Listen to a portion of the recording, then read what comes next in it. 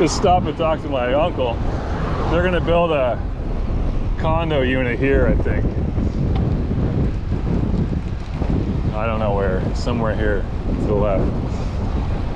I thought I had figured out a minute ago, now I'm confused. All right, I wanna go up Bethel. How do I go up Bethel?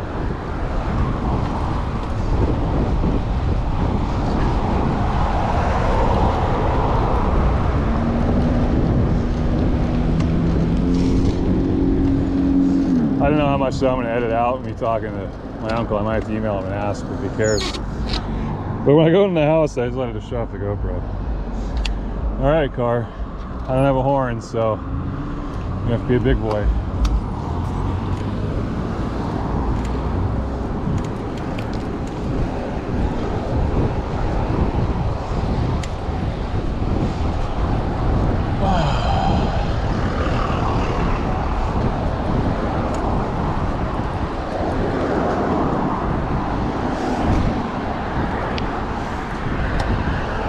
The only thing I set down was my helmet, so I think I'm good.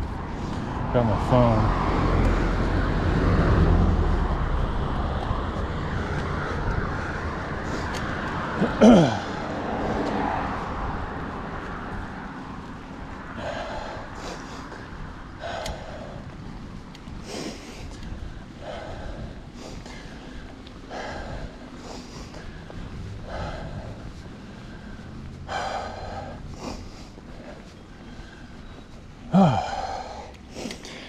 All right, GoPro's back on. I'll push this button an extra time on the battery.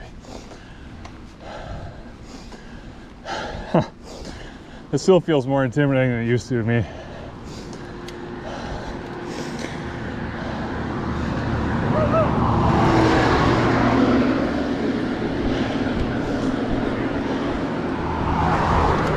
$220 or so. Oh boy, lots of shit here.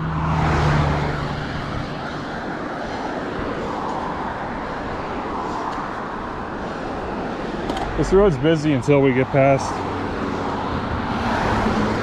Sedgwick, at which point it's not really a thoroughfare anymore.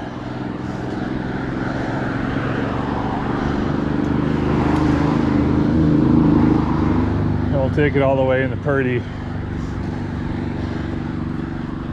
It used to be an Asian place there I special ordered my brown rice from.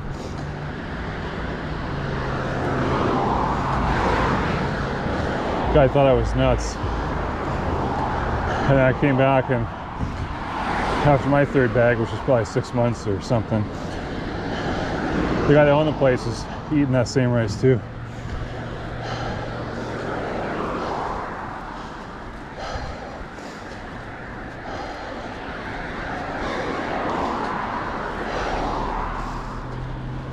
It's really weird how dark it is today. It's barely been raining at all. It's probably like this if you live near the ocean every day in this state.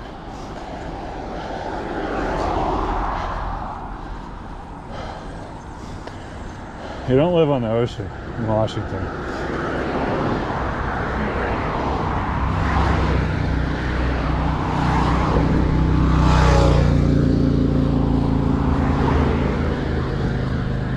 Puget Sound's just fine. You don't need the ocean.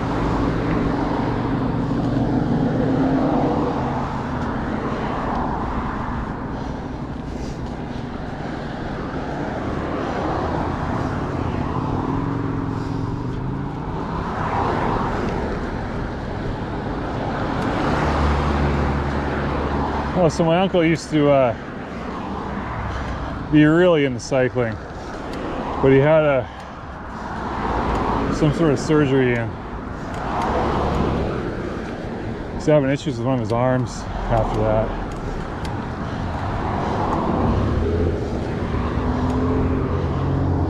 I think he'll be back in the game. He's worried about his reaction time, but I don't think that matters.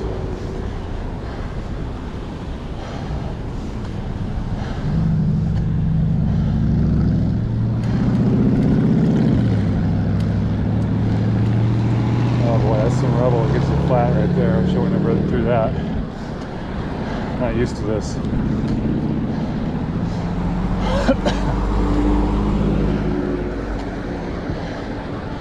Gotta know where the rubble piles are.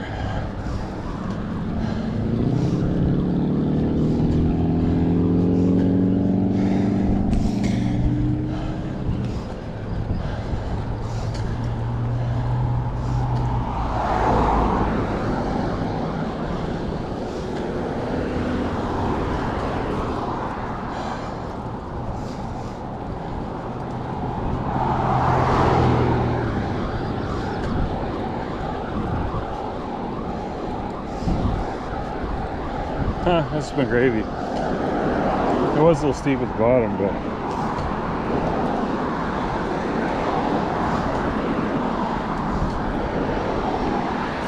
much easier than I remember, to be honest.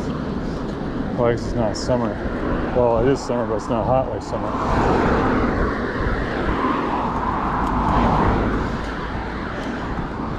Remember riding up this shit, 100 degrees.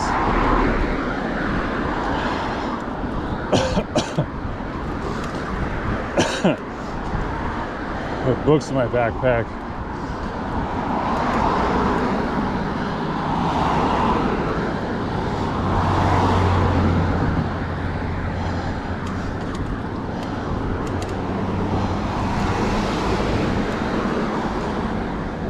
I've been riding on the shoulder a little too much here. If we get a flat tire, we'll know why.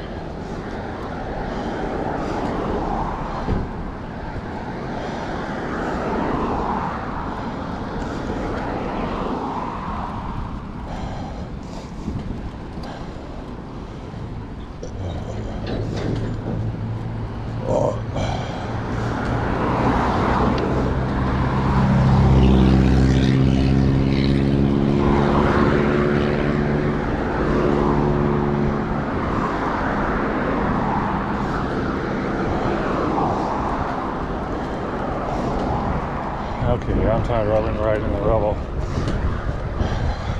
Hopefully these Schwalbe tires can handle it.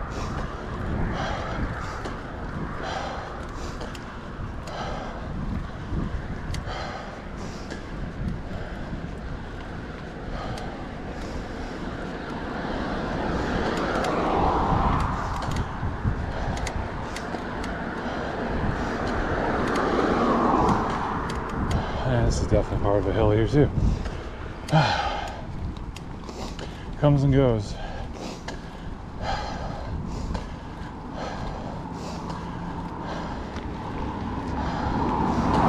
So I'm going to take a break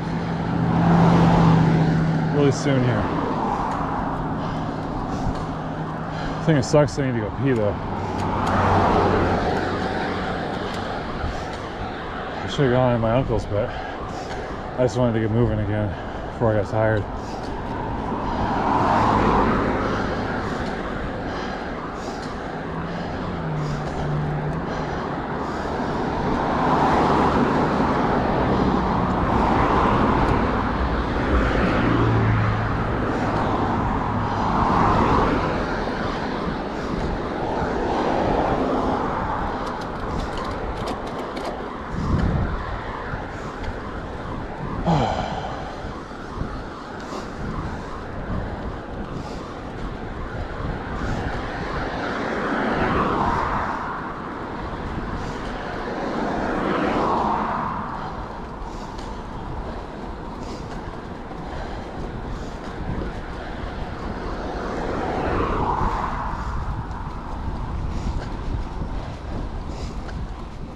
Oh, it's nice when the cars are gone.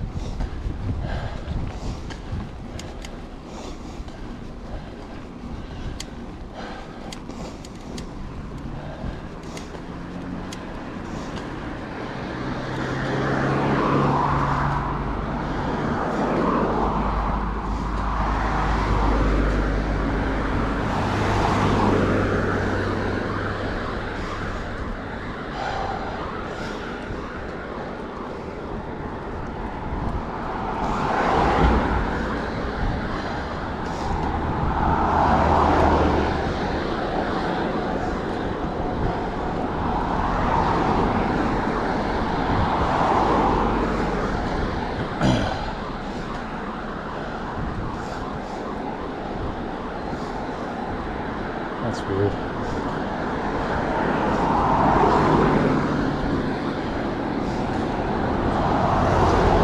Some camper off the main road here, and there's a bunch of junk piled in front of it, including two washer-dryer set. If we're trying to sell it or use it as a barrier.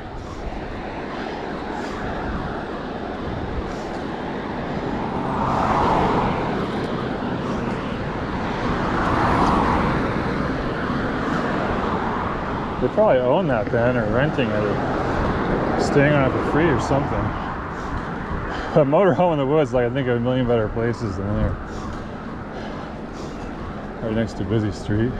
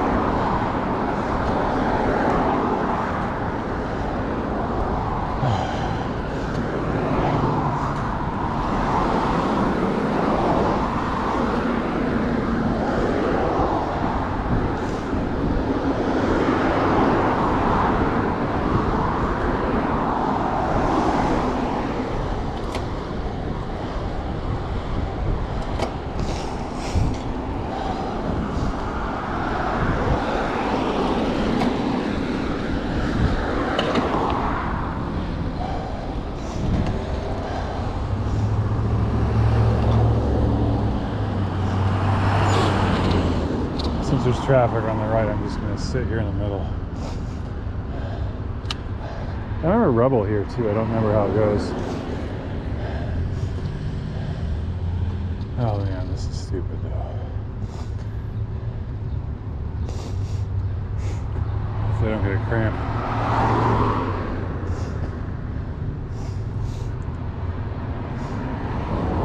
I feel like if you're right on the right, there's rubble to the intersection.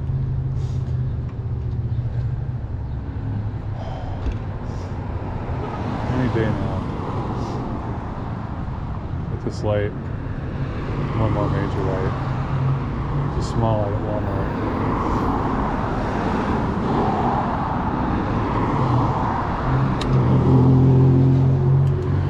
There's a light in Purdy.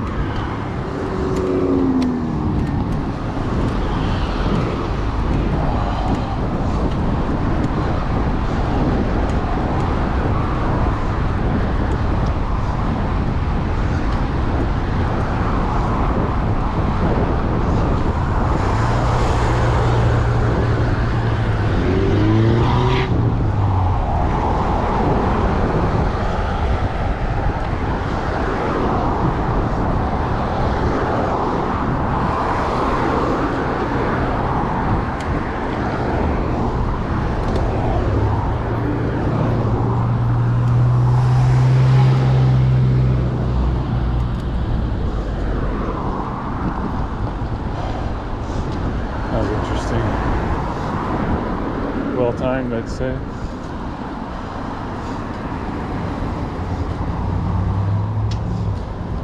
All right.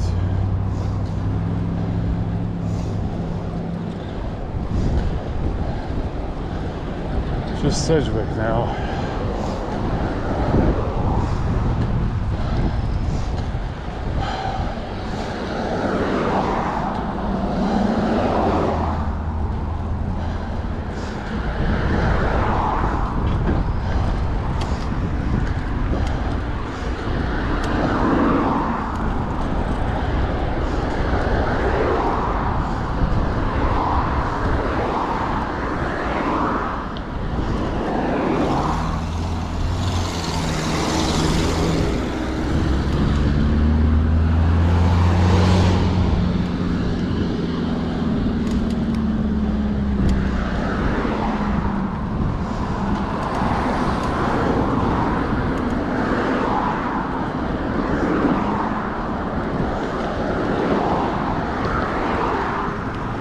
Yo!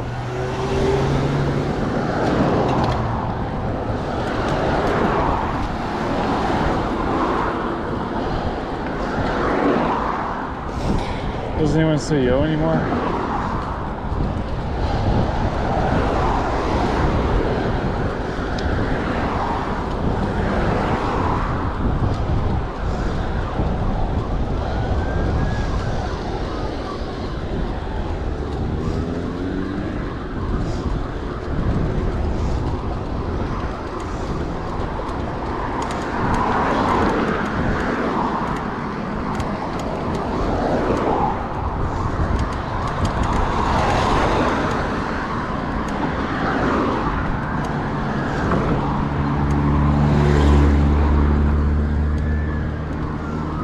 Got sirens.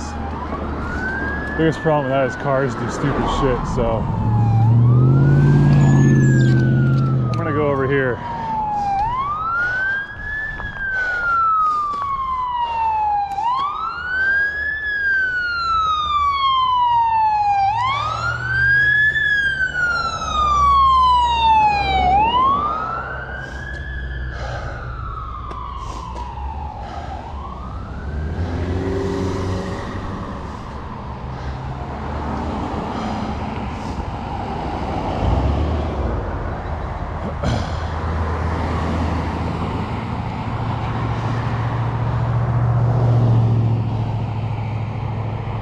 I don't hear anymore.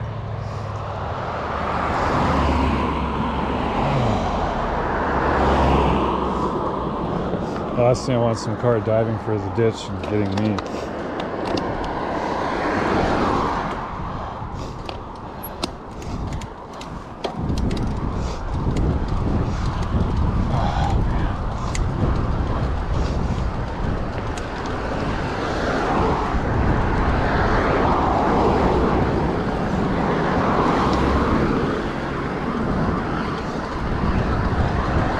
Definitely hungry. Doesn't mean I'm stopping at the Chinese buffet though. I'd never make it home. Call my wife and explain to her where I'm at and why. Imagine the shame.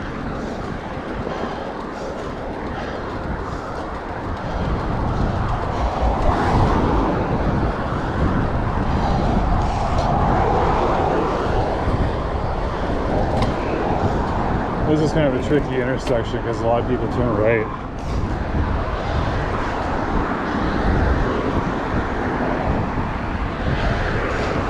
I need to go straight.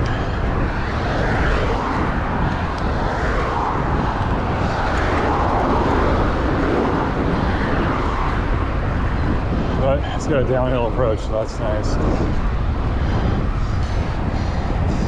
I'm actually tempted to go into the big ring there.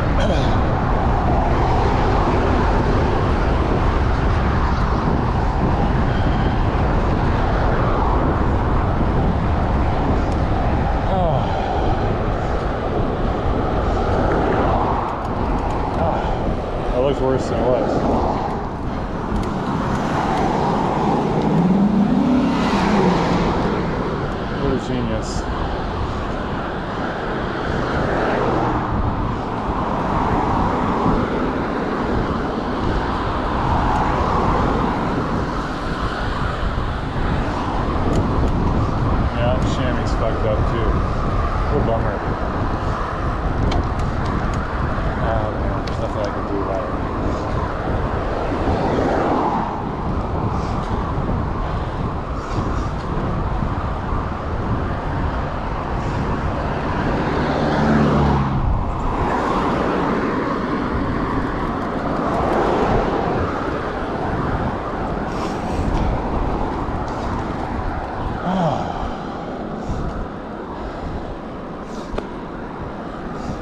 Not quite the home stretch, but we're on the good side of things here.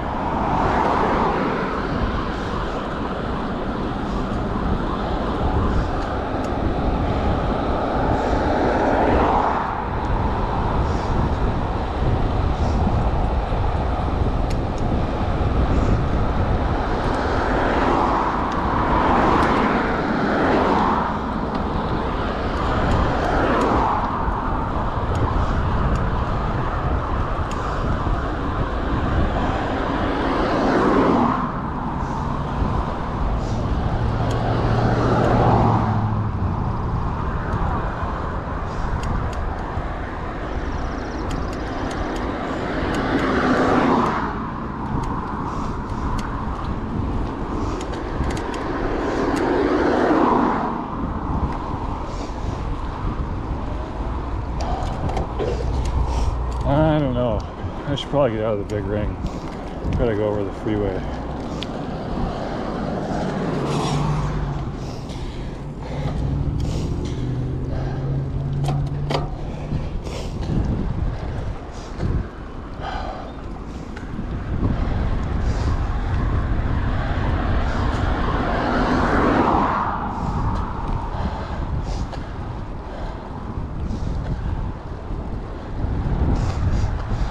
Oh, I know where I could stop. Maybe. I don't know. It's just difficult to find places you can take a piss. Just outside. I mean, I don't want to go in somewhere.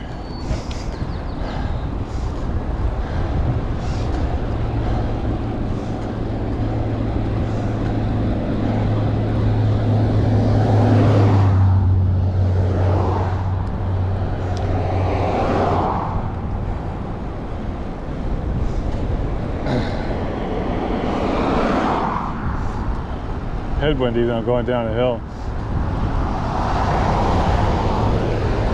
keeping me accelerated.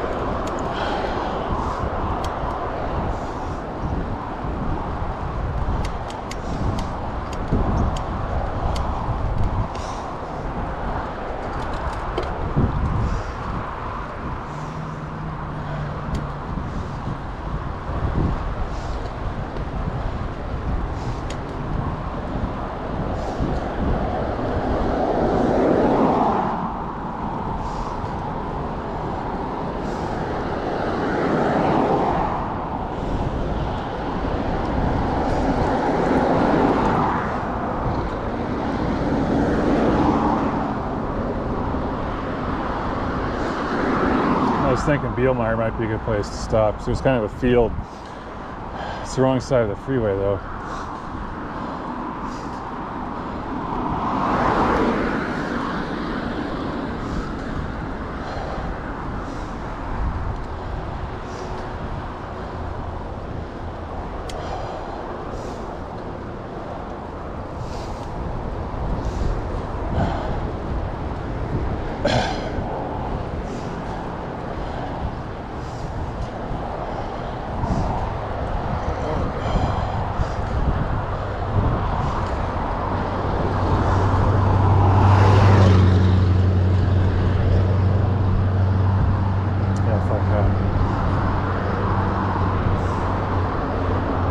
So I have to take my chances over here.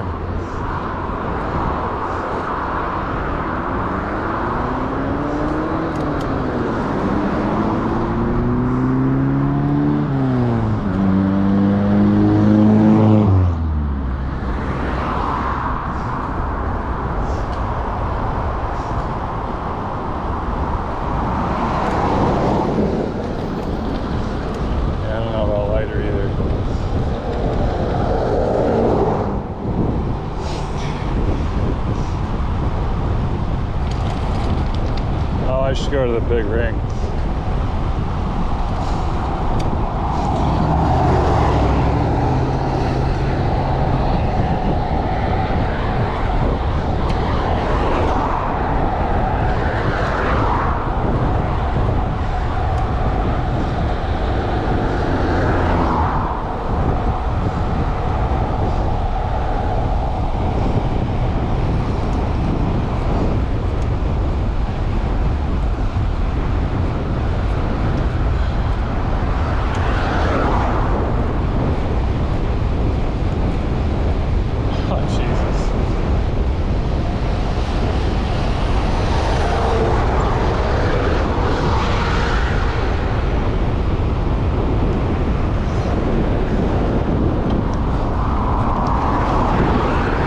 Charging this hill, but I don't remember this. I don't think I can charge it.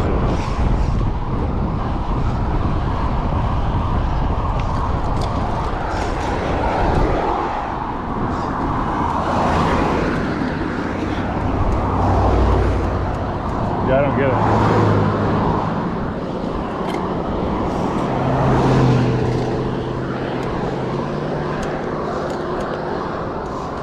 I don't know if it was the headwind today. Well, I mean, look at how far I made it before I ran my momentum. Maybe. I got one gear left, so it wasn't that steep.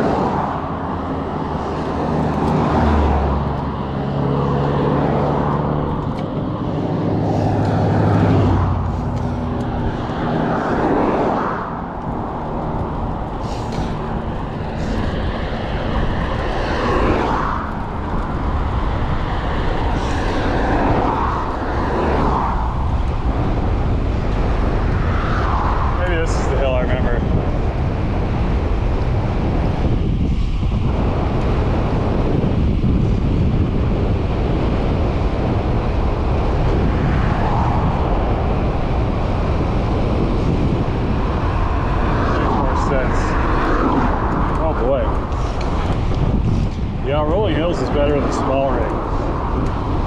I'm way too high of a gear.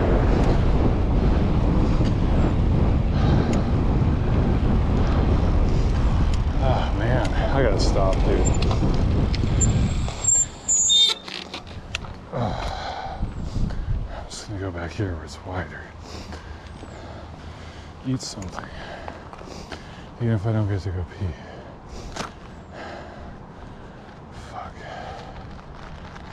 Oh, I gotta fix my goddamn son of a bitch. I gotta remember that. Oh, come on.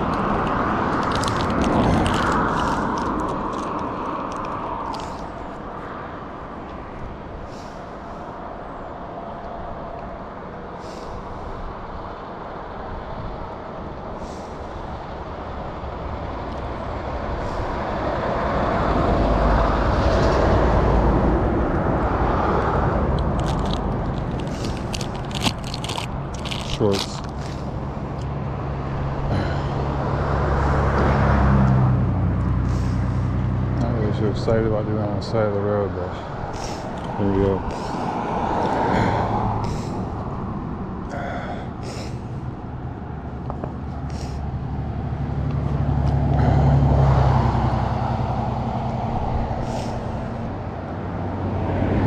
It would suck to get a public urination ticket or something where I wasn't even peeing. It'd be funny. Like having to get the ticket and then still having to pee.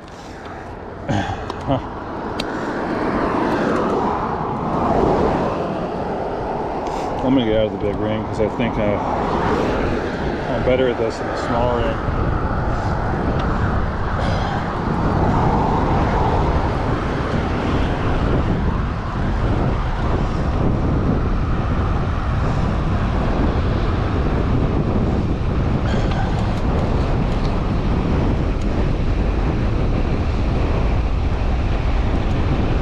Thank you.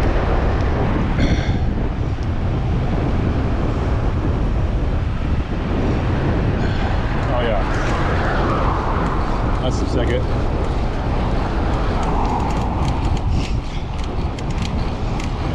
These damn bars are creaking. The only way you can stop that is to grease everything. But then you got greased bars. I don't know. I did it on the other bike with the adjustable bars.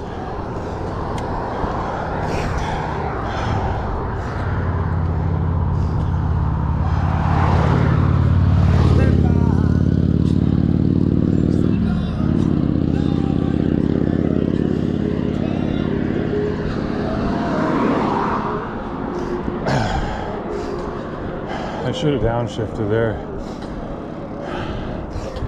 You got it, but I'm dead now. I was trying to swallow and drink water and stuff.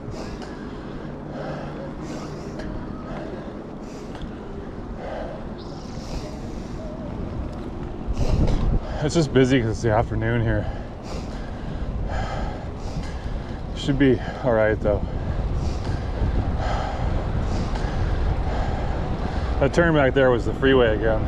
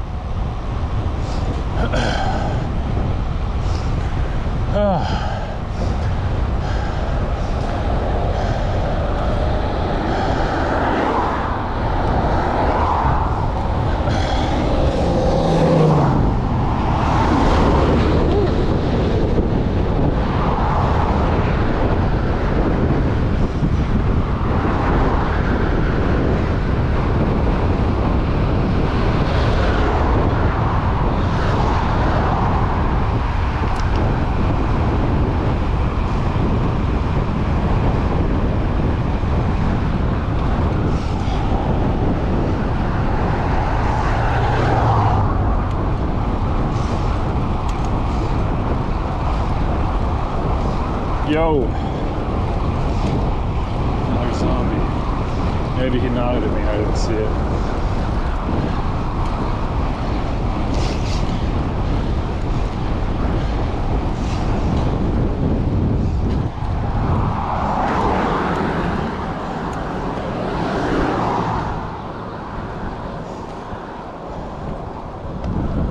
Oh, yeah, I should downshift again.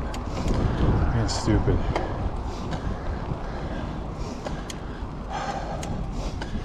In the single speed too much.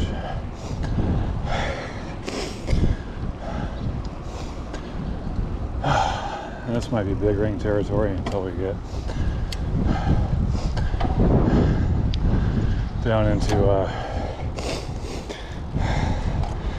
well, unless the headwind's too much.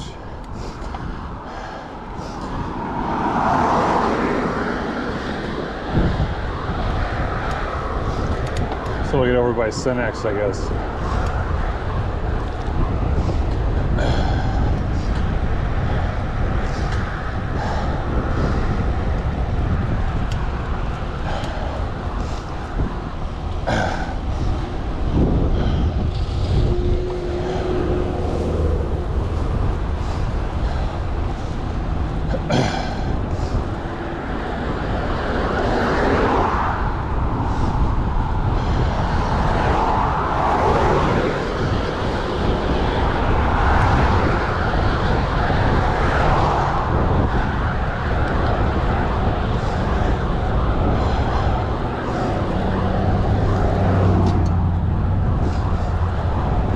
Yeah, I keep a headlight in the backpack sometimes. I normally take it out.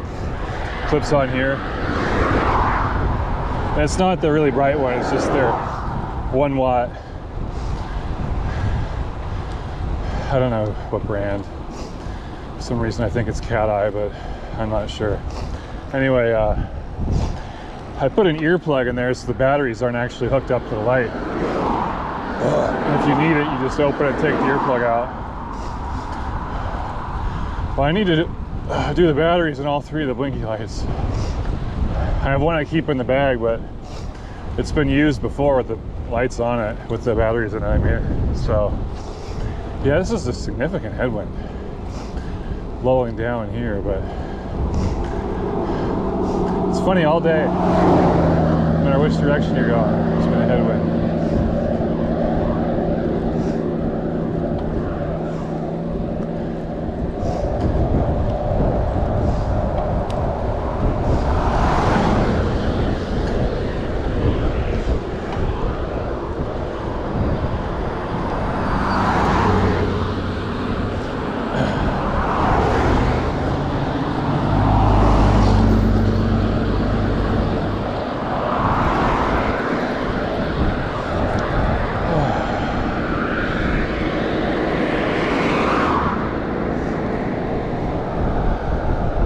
Almost 3 o'clock.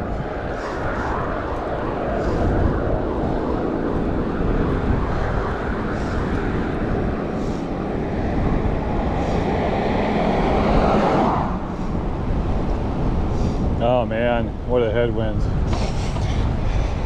I'm still in the gear though.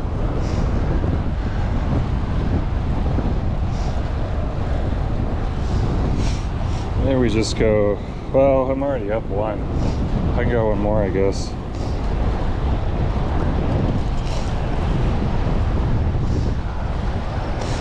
That's a little higher than I need to be. But we're coming through a hill and there's lots of wind.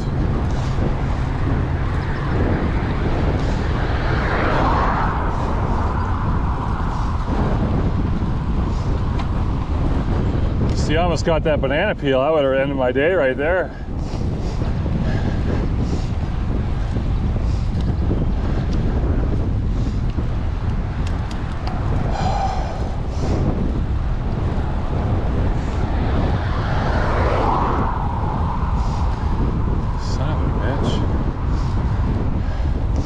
This is the kind of shit I don't want to be in the drops. I just want to cruise along here to try and take care of my hands, but fuck, windy.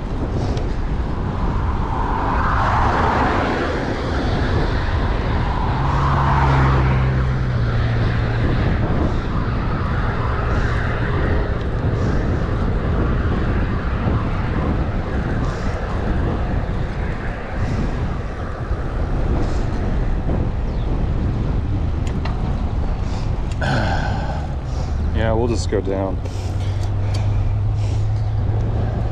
The slower I go, the less the wind will be anyway.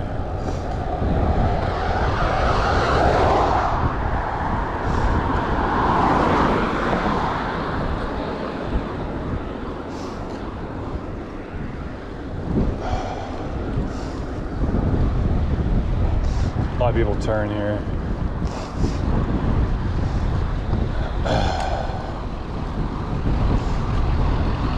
Thanks.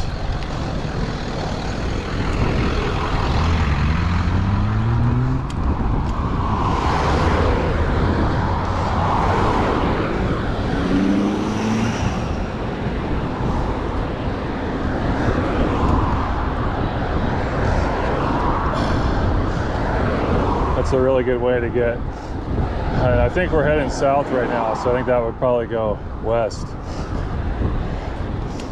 And there's not a lot of ways to get through Port Orchard. Well, the south side of Port Orchard, there's not a lot of ways to get east and west. And none of them go all the way through. It's really annoying.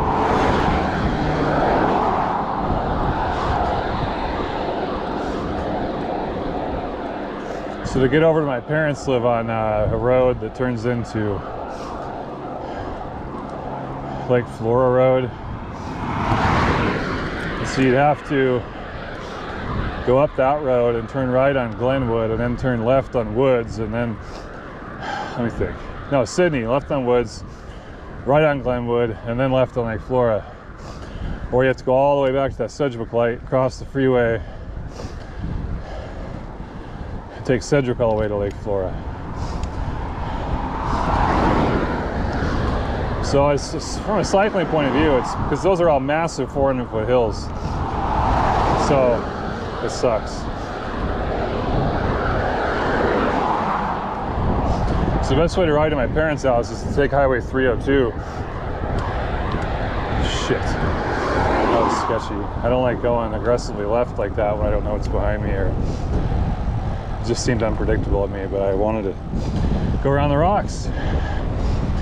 Anyway, yeah, so 302 is one of the most dangerous highways in the state. Now, the good thing, I mean, a good thing. On the way home, like from their house to my house, I would just sail down 302. It's mostly downhill.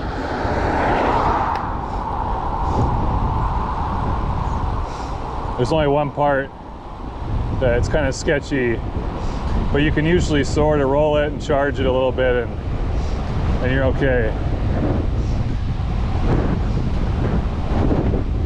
But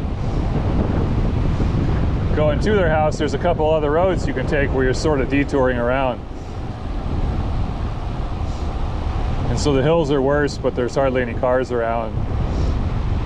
The downside of that is they're chip seal and the highway's a better surface, but riding up the one of curves is not a good idea.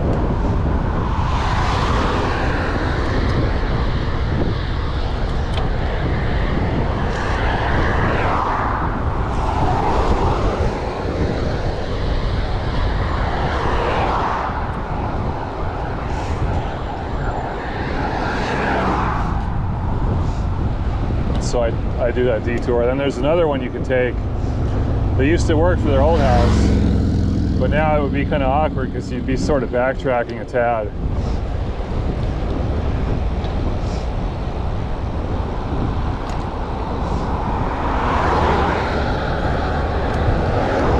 I got a ticket here once. The cop was on this road to Oak and he was way down the road. I don't even know how the fuck he got me on radar. You know, I was very young. I had no idea how to fight a ticket. I tried to make this argument using cosine error. It was too far from the road. But I didn't know what the fuck I was doing, both with the math and with the argument.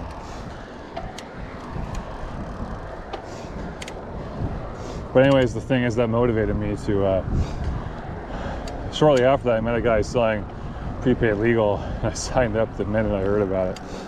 He didn't even have to explain it to me all the way. I was like, I'll do it. Just take my money. And from those guys, I learned a lot.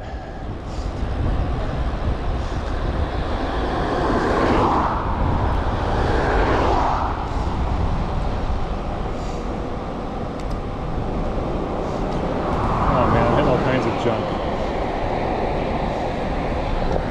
But what I really learned is I don't want to deal with getting tickets. I don't want to talk to the cops. If they're cool, it's fine. But normally they're like trying to be your fucking daddy.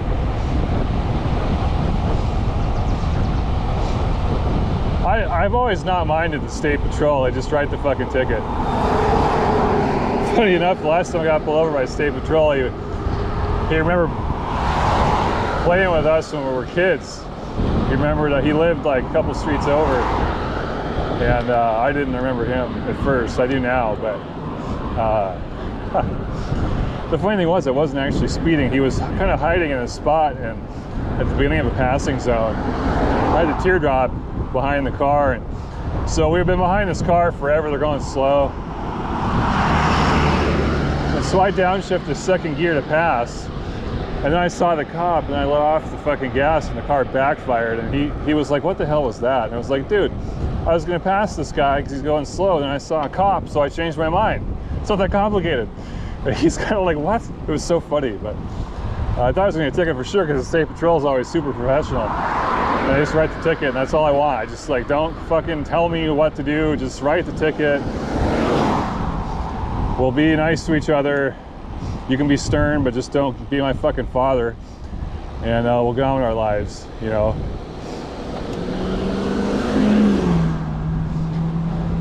But he let me off somehow. I mean, what's he gonna write it for? He could write it for modified exhaust, I guess.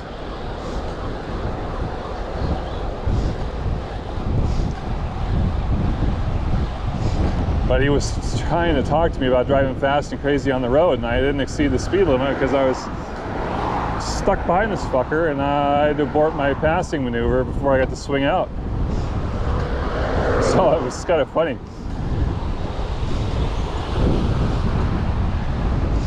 I mean, I remember one time I was going to court to fight a defective exhaust ticket, and then when I came out, I got another defective exhaust ticket by a guy directing traffic out of the court.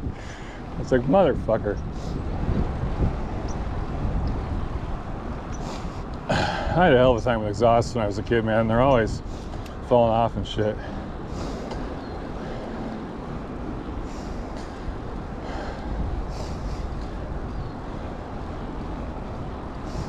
I've literally left catalytic converters in the ditch before.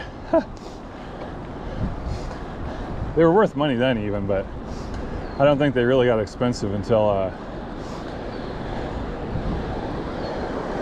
I know the late 2000s is when I think it got to the point where people were all going out to the yards and checking.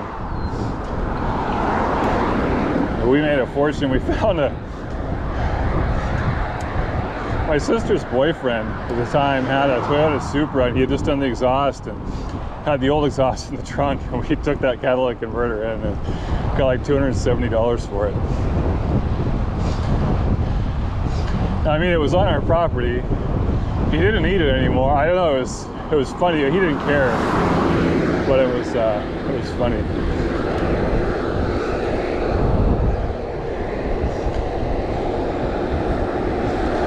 He was in the military, so he was always having to disappear for a few months at a time or whatever. I don't know what the fuck he did. Oh, maybe he was a submariner. I can't remember. I can't remember.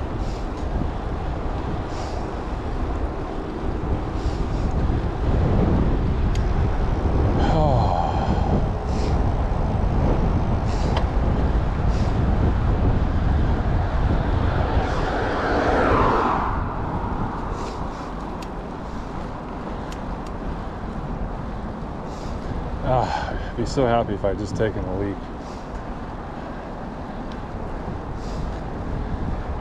I mean, Semel Park is what, 20, 30 minutes from here?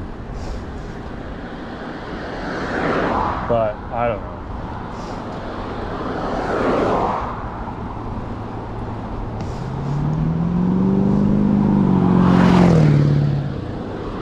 Thanks, bro.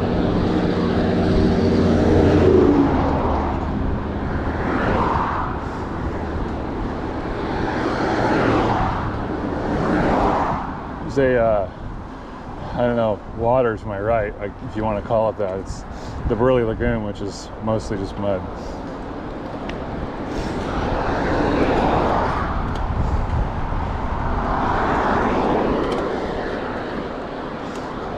And people have houses that border the mud,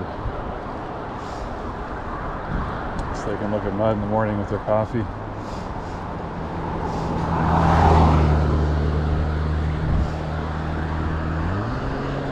Still have to pay taxes on a waterfront lot.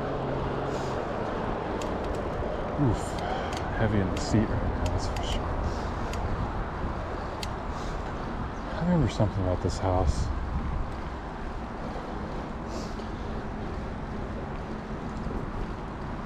I don't know. I've seen a thing in an article or something, like it was condemned because of the... I don't know what the fuck I was thinking.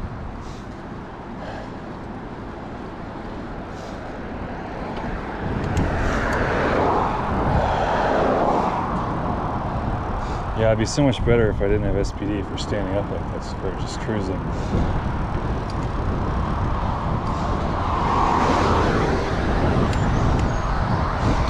I don't know, I don't feel confident enough to clip out and put the pedal in the middle of my foot and stand up. even though they're rubber on the bottom. It's still sketch when I have to do the light. When I haven't clicked, when I missed the click in or whatever.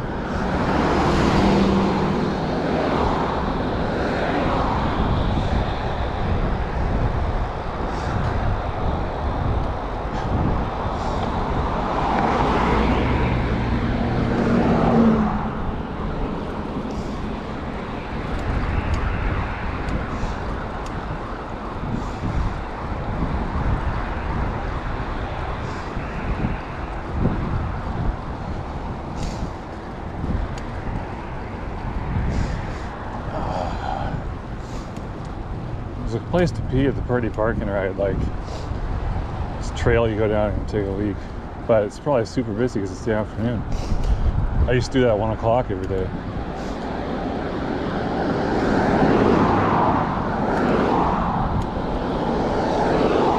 Probably just hold out for the park, get the fuck off the busy streets first.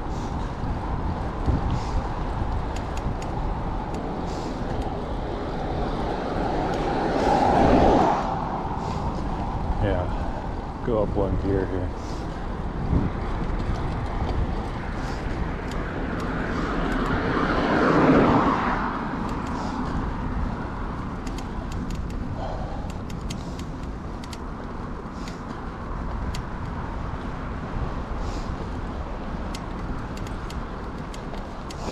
I wonder what I saw about that house. Yeah, I was just looking at it on Google Maps.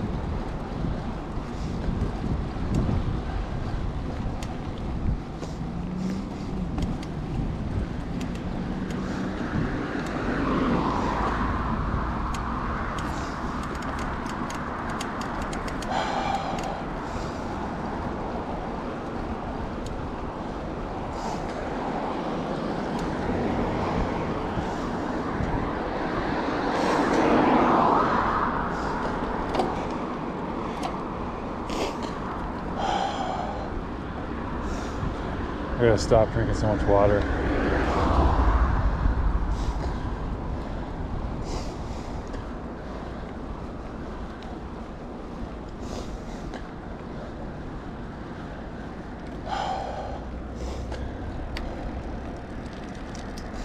Stay over here. Stay over here.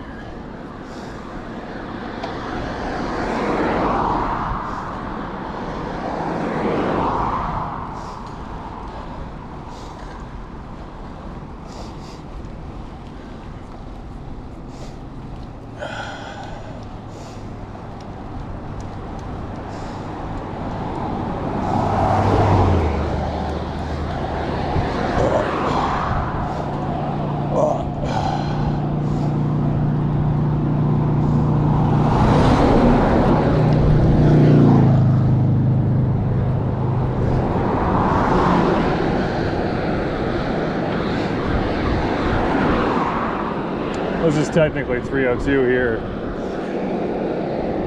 And it's just Purdy Drive though, but 302 really starts when you go right over the spit. Which sucks on a bike. You've got two choices. You can hammer the bridge, just go for it. Cars behind you. I'm more likely to do that when I'm coming this direction. And I'm not going that way today, but or you can get off and walk on the sidewalk on the bridge, which I say get off because there's usually boards missing. It's made out of 2x6s. And so you're on a surface that occasionally drops a board. And so do you want to bunny hop that and then land on another board that might break or something? It's starting to rain right now. and it's different than the rain we had earlier. It's bigger drops. Oh, the parking, oh yeah, it's late enough, the parking right's getting empty. Man, it's always at 1 o'clock, I couldn't find a spot back then. Before Zoom, I guess.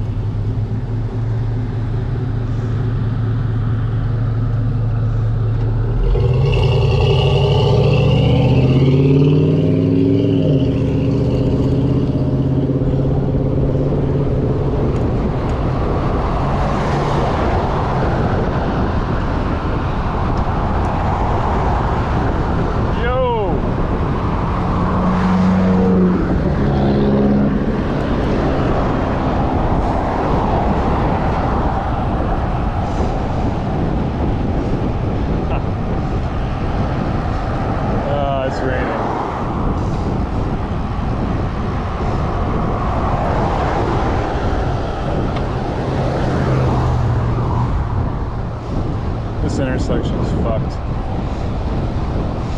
No matter who you are or where you're going.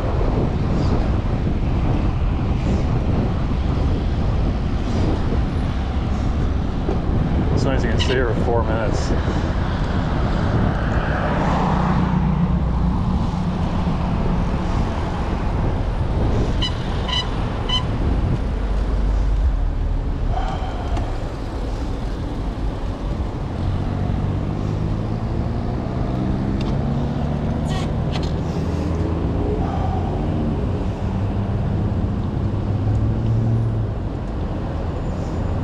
A lot of times those people coming at us get 2 cycles. So these other lefters will go, okay, we got it.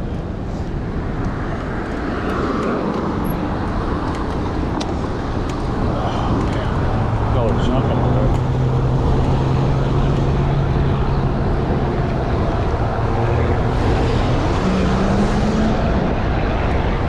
Watch out for this dickhead. Oh, he's just parking.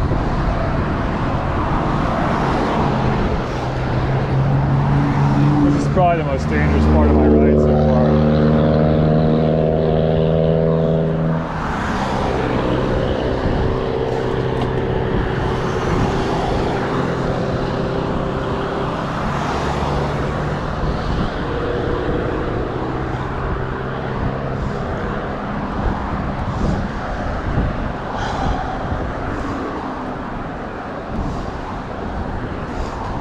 Not much point in getting over farther.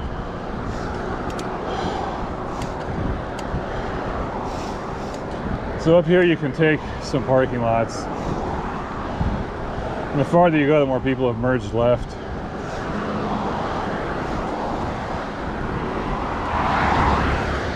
But this is very sketchy.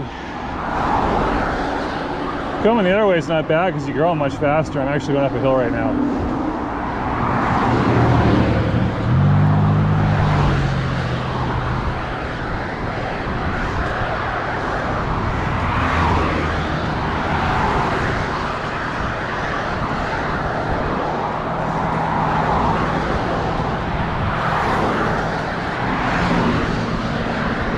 Just keep swimming.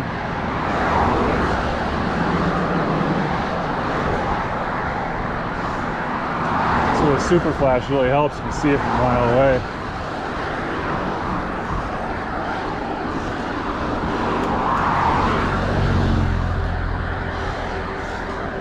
Oh man. It's a shitty feeling though. It feels like you're running for your life.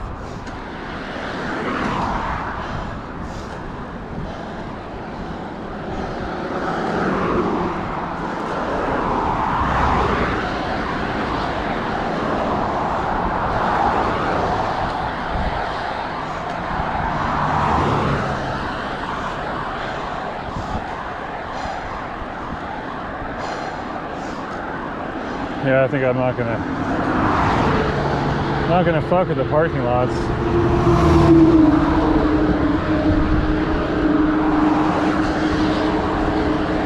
And this goes to the freeway, so everybody's getting up to freeway speed. Makes it really dangerous.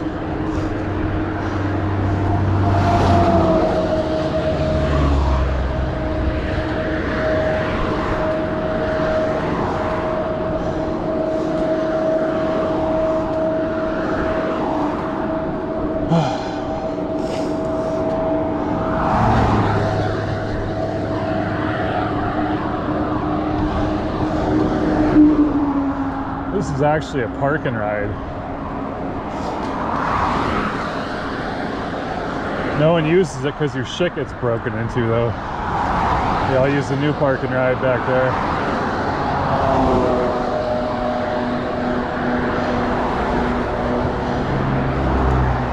Oh man, there's rubble. I don't like rubble.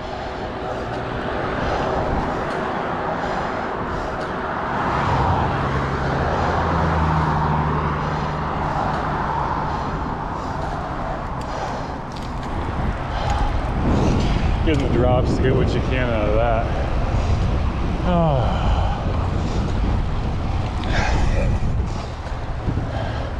This goes to that Woodhill Road I always take, and it's not very far from here. So it means we're pretty close to the park. Might just walk up Woodhill. It's not that steep, but just to take it easy for a minute.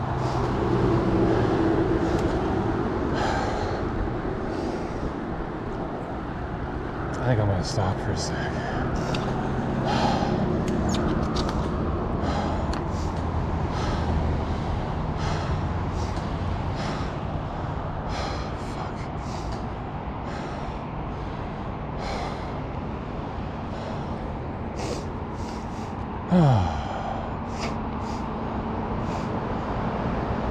Feels good to be on the right side of things though. I don't have to deal with the fucking freeway anymore. No more traffic lights. Be in the park eating a fucking bar in a minute. Oh damn, my fucking bibs, whatever you want to call it. Well, I'm walking up Woodhill, so if I adjusted my chamois, it would just move again. So fuck it. So now it's doing drizzle again.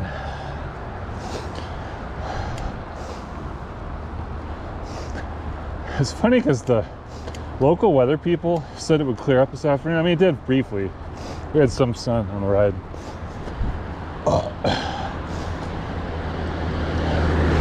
But then my shitty weather app said it would drizzle this afternoon, and that's very unusual for us. Normally, the onshore flow weekends during the day and we get sun in the afternoon. In the summer, you only have two types of days. You have air coming down the Cascades from the east and we get heat waves, or you have air coming from the west and you have foggy mornings and sunny afternoons in the 70s. All you have to do is compare the barometric pressure between Hoquiam and Olympia. You can just call a guy in Hoquiam and look at a barometer. You look at one in Olympia and you can predict what's going to happen. That's that day. Like what's happening right now, is it on the way in or is it coming from the mountains? And so when the weather app said drizzle in the afternoon, I was like, yeah, right. And this is only in the summer that it's easy to forecast like this. The rest of this place is very difficult to forecast most of the time. But in the summer, it gets in this rhythm. It's super simple. And so the local people kind of went with their what we normally see thing. And they were wrong. I'm getting drizzled on. It's pretty funny. They did caution, but they were mainly saying thunderstorms up north. That was their one caveat. And that's not us.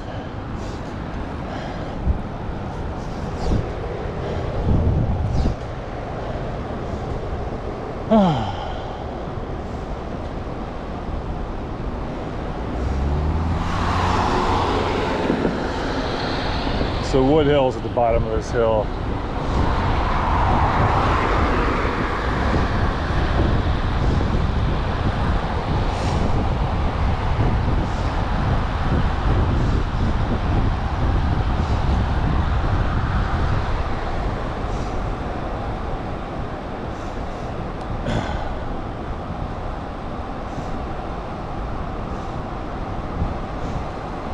or they've been doing construction for 6 months for nothing.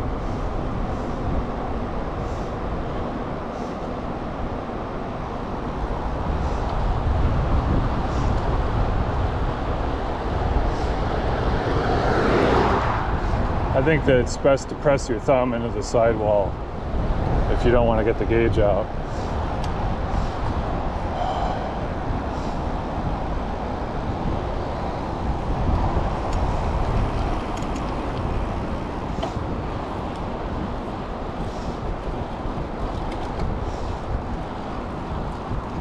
I want to walk this, but there's a car behind me, so I'm embarrassed.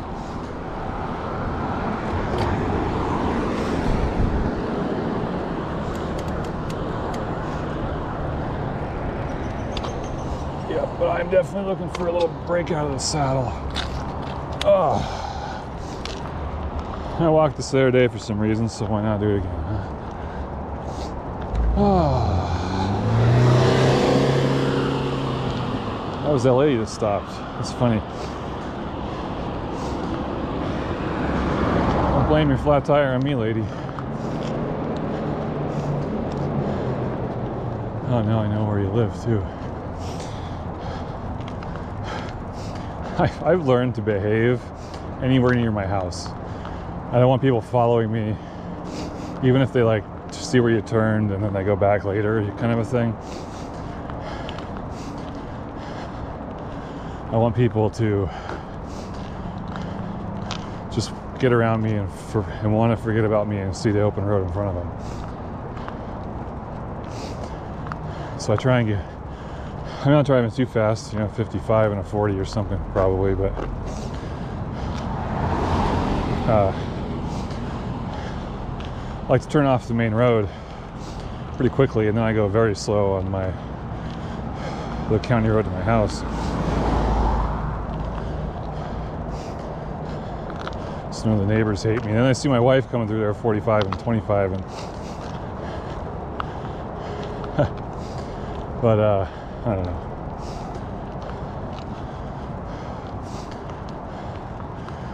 I think people just have an instinct to not follow someone's wife home because she was driving fast, because it's so creepy that the husband's likely to overreact.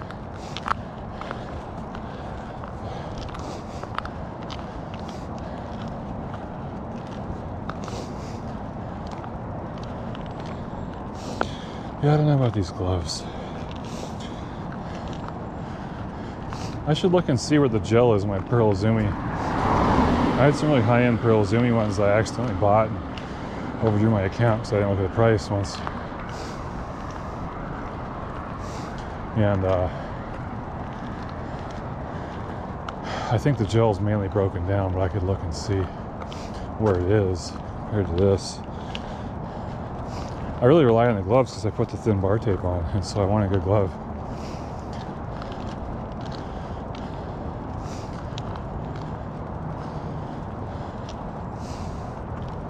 Oh, this is a nice break, actually. It's funny. Yeah, walking is yet another position. It's nice when it's not a crazy hill either, because you don't have to get exhausted doing it.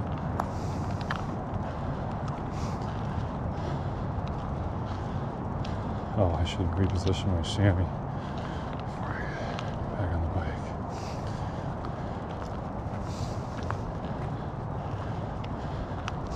I don't know what you guys see, probably that telephone pole bouncing up and down.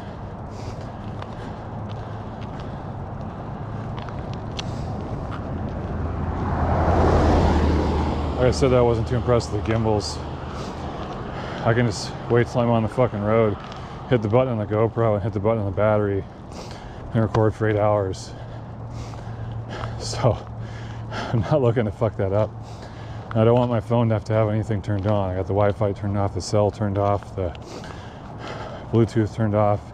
Got my analog watch.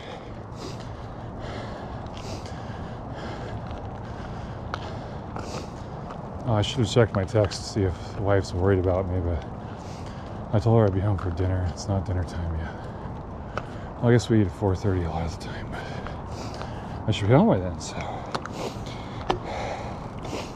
I thought 3:30 would be the absolute earliest, but I figured I'd be home by 5. And then 6 would have been when I told her I was in trouble, probably. But I didn't. She went in the other room when I was leaving, so I just yelled at her I was leaving.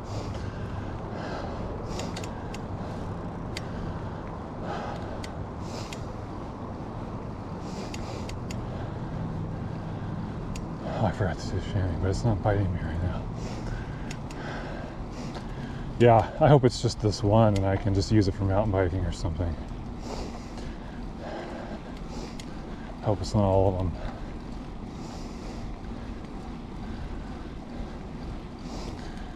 And it seems to happen most on this bike for some reason. It's probably because it's taller bars.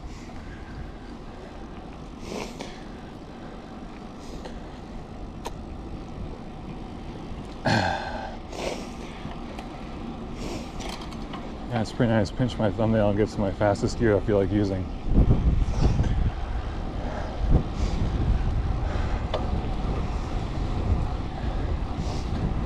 With these old Shimano ones, you're more likely to go off on the bottom of the cassette than the top. It's like the derailleur starts hitting the spokes before the chain flies off the top.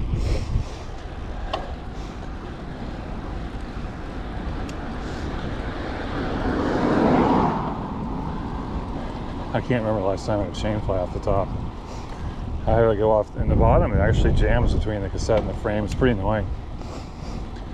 So that's another reason not to use that gear. You don't have to worry about getting jammed there. And if you accidentally go into the gear, you just come back out of it. It hasn't jammed anywhere.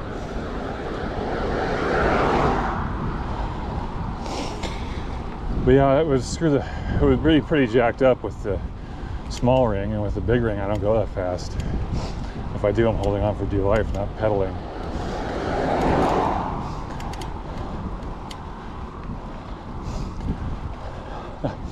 I talked about it. He mentioned harsh ride. It's like, bro, it's a steel bike. I've been told this is the gold standard. So yeah, higher pressure on a steel bike versus lower pressure on a carbon bike. I'll take what I got here. The stuff with my hands is totally ergonomic. I don't think it's from the vibration from the tire. I run the front tire at 95, a little bit lower anyway. I could probably run it at 75 if I wanted to. It only really shrooms out when I stand up on hills. I see that in single speed. Oh, thank you.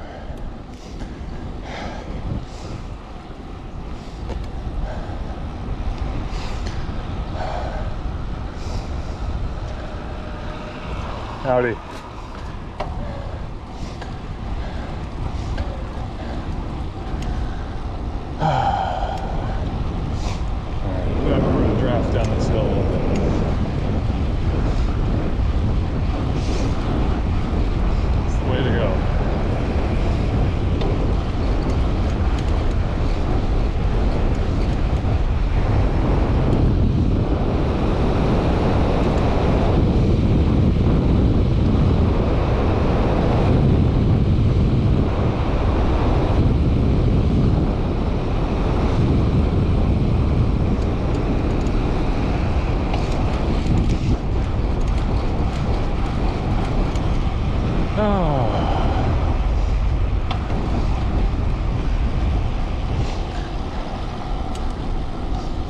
Yeah, what the chamois feels like is like a bug biting you over the edge of your butt. Kind of like where that crease goes, like if you're wearing briefs where your underwear would sit.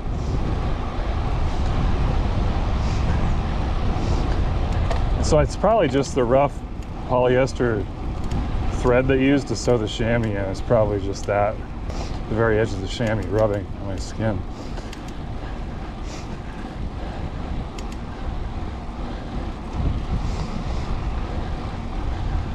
I wish I wouldn't have. Maybe I still have that female chamois. Maybe it's in the Goodwill pile. I should go look. I'd like to compare those. I looked, and I can't cut that one out though. I looked at the way it's built. Some of them you can remove and use them, and some of them are just permanently in the shorts, and there's just not much there if you take it out. And since I didn't like the shorts, Yeah, I probably still have it. I'd like to see the shape. I remember being bulkier in the front, but I don't really have a problem with that usually. Yeah, I don't know. I did have a problem once in the singles view with that. I wonder if it was that chamois. I don't know, I should try it. I feel like I wasn't wearing a chamois at all that day.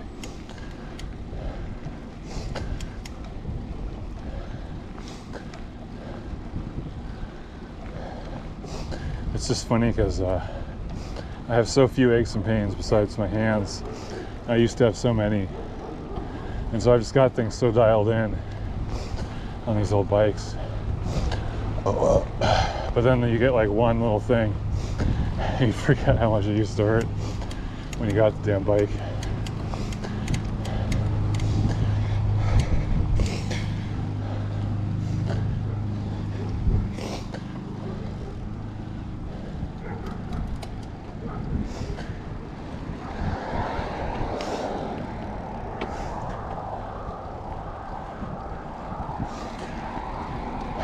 So I don't know when to dismount, probably across the street.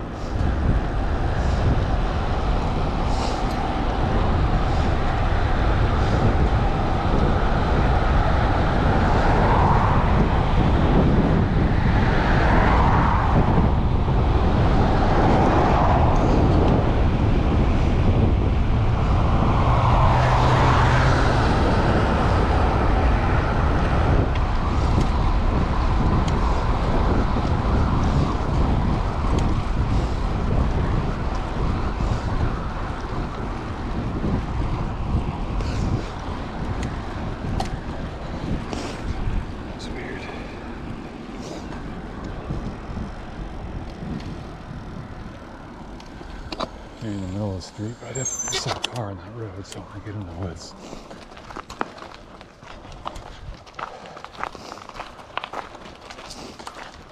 In case this Mr. Get off my lawn.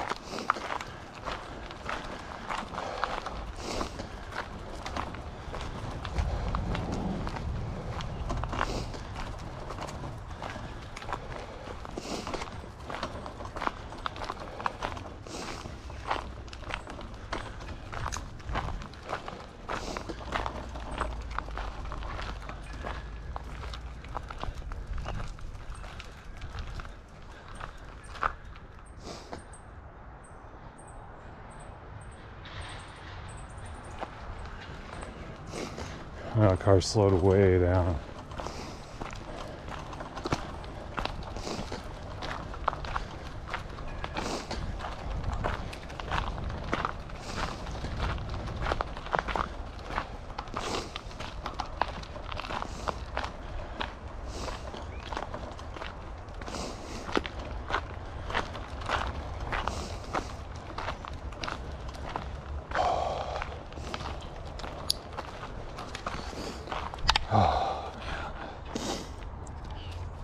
I definitely want to get over to my brake area. Yeah, I guess I can hang out on the shifter. That's what I used to do.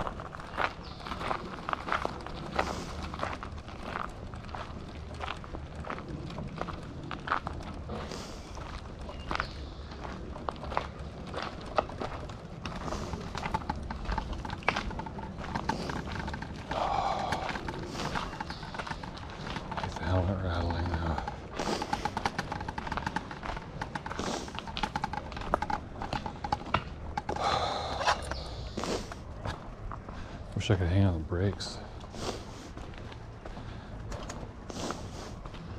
I could clip it too, I guess. That's kind of annoying. Oh, maybe we should do that. I've gotten used to hanging on the single speed on the hood, fake hood things I got for that.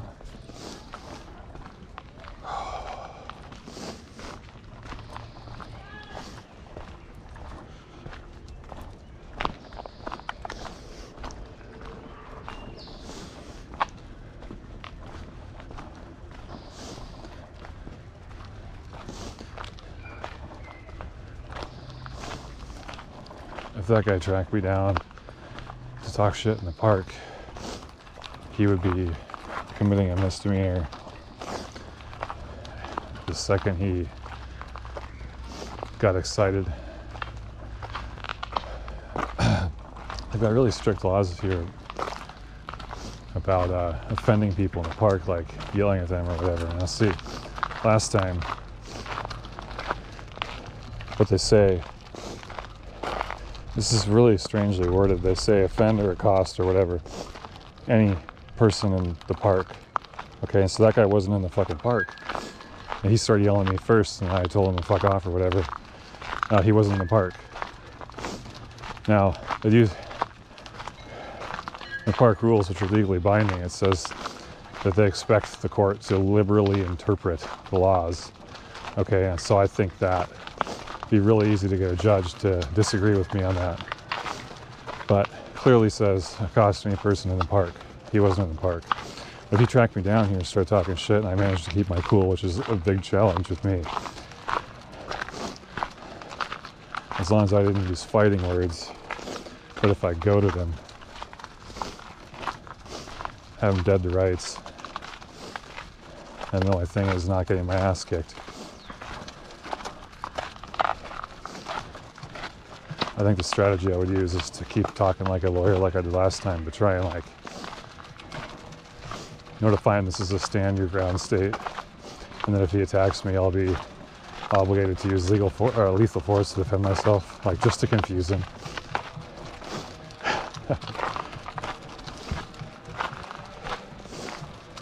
Like I said, I just think, you know, I mean, everyone thinks about scenarios, but I got a damn bad case of it. I hate it. It's such a waste of my fucking time. I mean, if the guy runs up behind me, I know not to get pissed off. I'm trying to get him pissed off by speaking completely reasonably, apologizing, but saying, what are you going to do about it, you know, in certain words. I don't think saying, what are you going to do about it is a good idea. I think saying, what do you want me to say? I already apologized. Am I on your property now? No.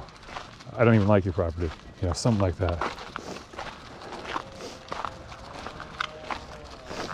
I'm such a dick. I am genuinely sorry. I just, it's really surprising how aggressive he was after somebody being on his property for like 3.5 seconds. Because he wasn't even the one that had the property, the trail on his property, it looks like. I just transited across his at like 12 miles an hour.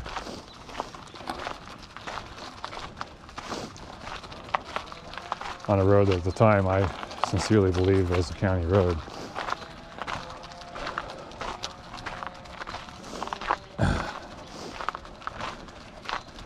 And I went out to the fucking street and checked, you know.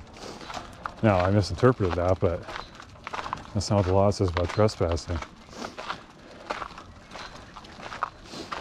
If you're not hopping a fence or whatever, and you're not going to someone's house, and you reasonably believe it wasn't private property, it's not trespassing. That's why I didn't edit the video. I just put it up.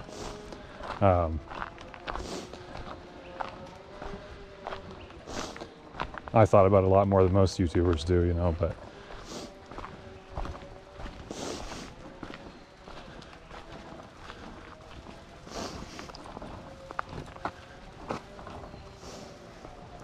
oh man, this part of the trail is so nice. I could totally ride this thing here, but I'm just not gonna, because the back tire is just so fucking pumped up. It transfers a lot of force to the wheel, you know.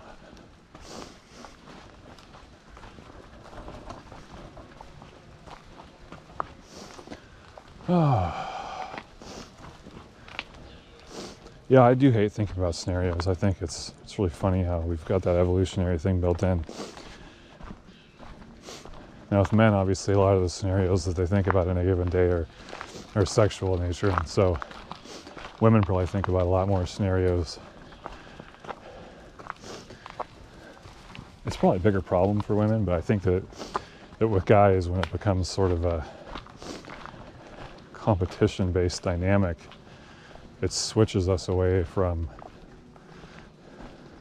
thinking about females to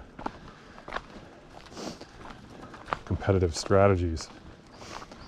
And that's probably the root of road rage, and why the encounters last so long is because the people that have an interaction, 10 seconds later they get an idea of something they could do that might give them an advantage. And so you have these two guys, they're both alphas of their car. They're like their own tribe, and the other guy's the alpha of his tribe, and they're like competing. And as time goes on, they each see avenues that may give them an edge, because you're in this moving vehicle and there's traffic and everything's changing, and you keep seeing avenues or that guy sees an avenue and he affronts you, and then you do it again. Did I miss my turn? I don't think so.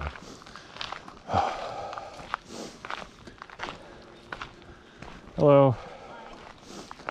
How's it going? Good.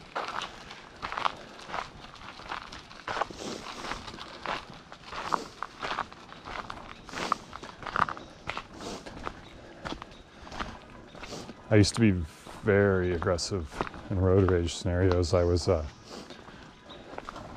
grew up just starting trouble in cars, and I basically wanted the other guy to pull a gun and have him try and shoot at me, because I knew he'd miss and it'd be funny. Never got shot at in a road rage scenario, though, ironically enough. I do think it's really difficult if you don't stop. If you don't stop and get out to talk shit, it's really difficult to get shot. Because if someone comes up next to you, you need to slam on the brakes. You cannot let someone else pace your car like that.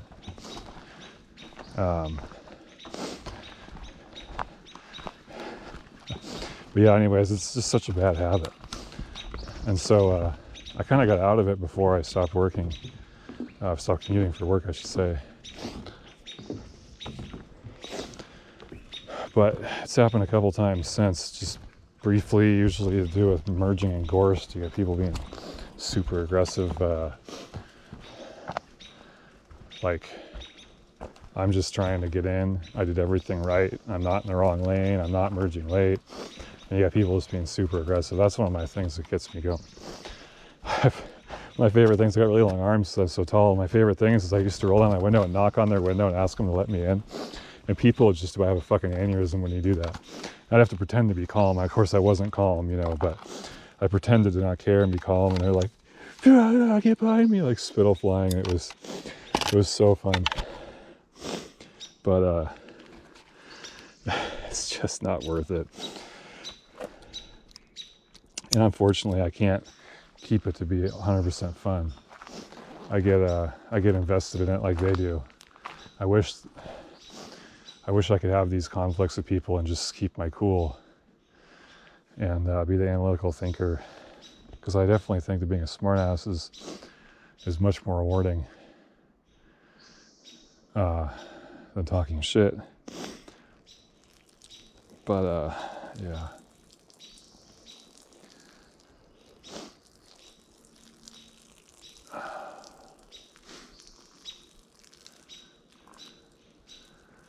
I'm just draining some of my Camelback onto the ground right now. That's what's happening. I wouldn't be urinating in a park because it's not allowed.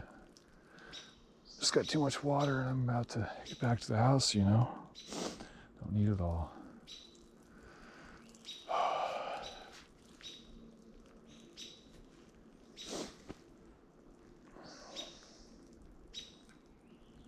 God, that bike is fucking sexy.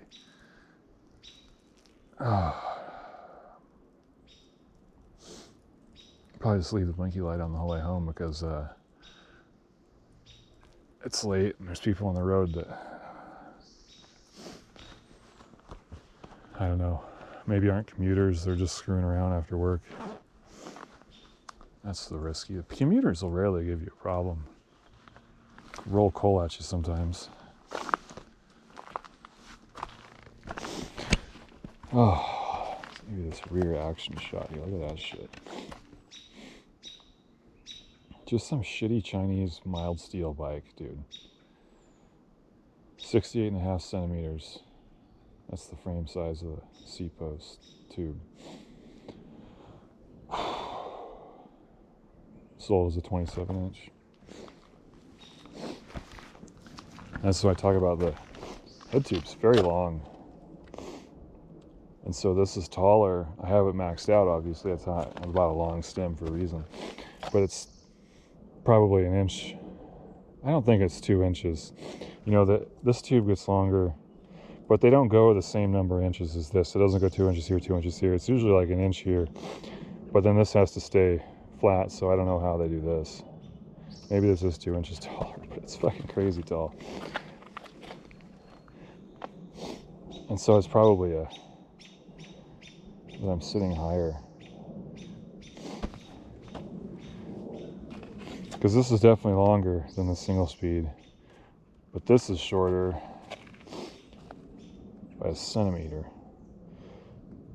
So it's probably still a longer reach than the single speed. And those seats are in the same spot with similar seat tubes. Yeah. Yeah, I think it fits pretty good. This damn chamois problem. I should adjust that. I need to eat too. Fuck me. No, I gotta get out of the bag. Let's do the chamois first so I don't forget. Probably should be washing my hands after adjusting the chamois, but I don't. I'm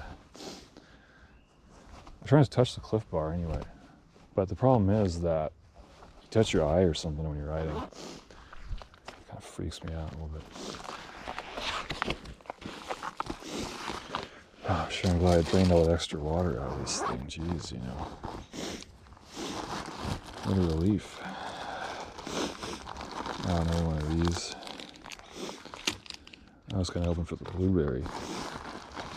And I got a gel in there, and I got sweat salts. Yeah, I think I have Noon in there too. I don't remember if I keep it in there. I think I do.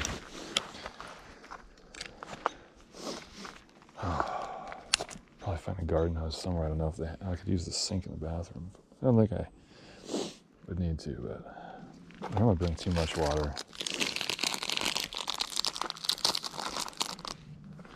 Yeah, you know, the road rage thing, though.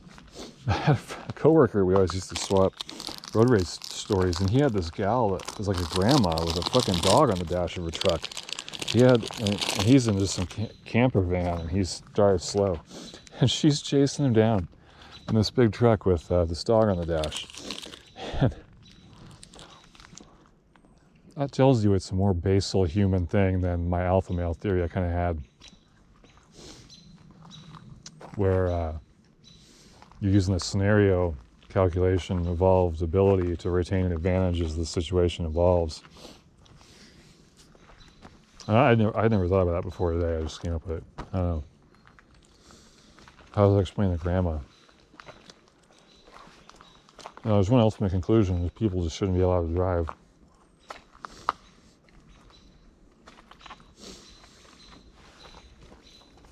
Including me. Listen to what I just told you.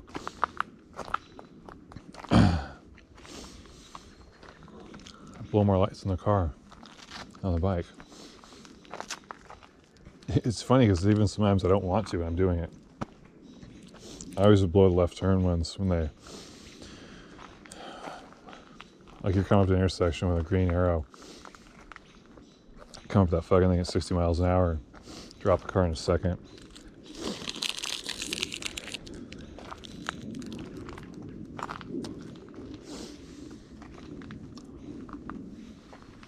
What a pretty fucking trail, dude.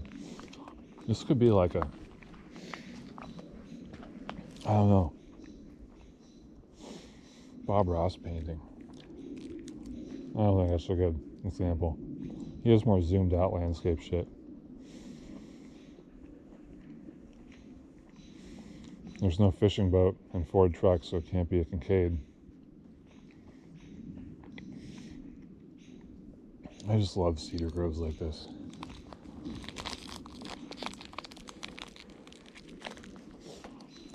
We have a little one, but it's been filling in with salal, which I like because it kind of helps compete with the blackberries. Goddamn, the blackberries are getting so hard to control. The vacant lot next to me is owned by the water company, and they came out and did some work. And like the summer after that, the blackberries just took over the entire property. And so the birds eat the seeds and then shit on my property. And so I had blackberries. I don't know, man. I'll look for them when I clean the gutter. I haven't cleaned the gutters yet. I'll look for blackberries growing up there. It'll be funny.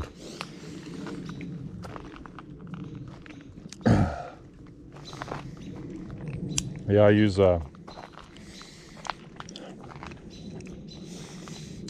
broadleaf targeted herbicide called Crossbow for blackberries. It's not supposed to kill grass, but or even trees with like pine needles. But I've had trouble with both. I mixed it too strong, I think. I still haven't figured out. I don't want to measure out and do the math. Like I'm fucking lazy. Being outside with a garden hose isn't the time to start doing fractions in your head. And so it sounds like a quarter of the bottle. It's a small bottle. I don't know how big. But maybe it's a quart. I think a quarter of that in my 3-gallon sprayer sounds about right to not kill the grass. I've been meaning to try that. I wanted to do it once early in the spring and then once in the fall before the berries are ripe, but I've been lazy and they've been growing like crazy.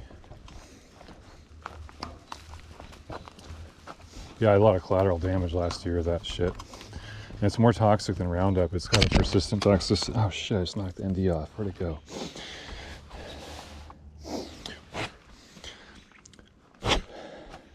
Wow, it still looks really clean. Oh, until I spit on it. God damn it. And these athletic shirts are just garbage at cleaning things off. Fuck. Well, it's probably due for a cleaning anyway, huh?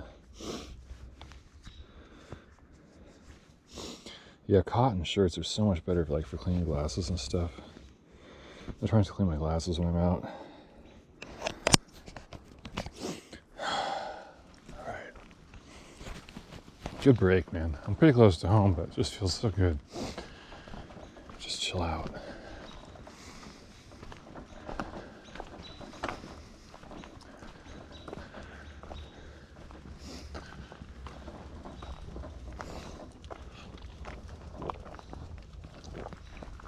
So a long-term study recently found that Roundup is linked to fertility issues.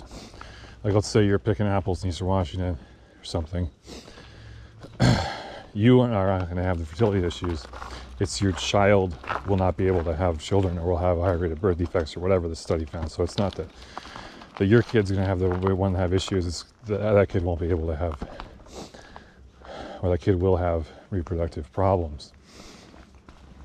But the thing about Roundup, it's not as persistent. And the way the toxicity works, it isn't as likely. Like, if you sprayed your garden with it before you planted, when you're working in the dirt later, you're not going to get it. It's not going to go in through. But this shit, this Crossbow shit, is persistently toxic like that. And so I can't use it anywhere.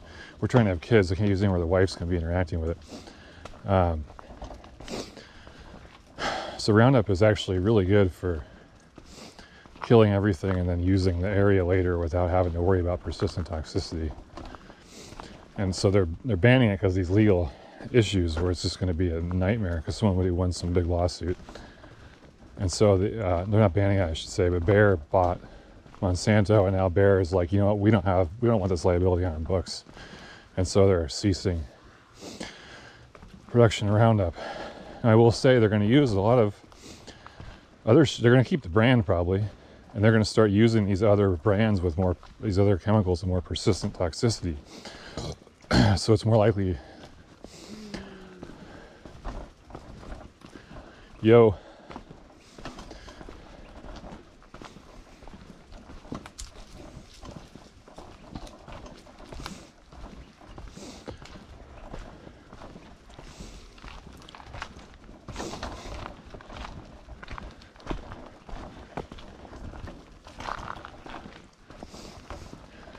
More likely your kids would be playing in the dirt and get these other ones, you know, on their clothing and on their hands. And they run in and grab peanut butter and jelly sandwich. And Roundup is actually a really good product for those kind of considerations. I think most of the problems comes from agricultural workers using it at mass scale because the crop is genetically engineered, and I think that's always been the issue. Anyway, I have a hard time using Roundup. I really only use it for killing grass and just shit like where it grows next to the house, and you have a hard time mowing next to the house and shit.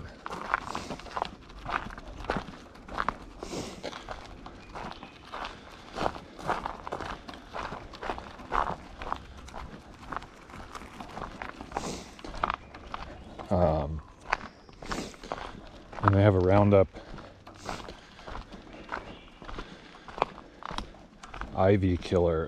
What's it called? I don't know, but it's got 3 pesticides in one, and it's better at getting through the waxy shit on ivy, and that shit just destroys blackberries, but it'll get anything else near them. Like,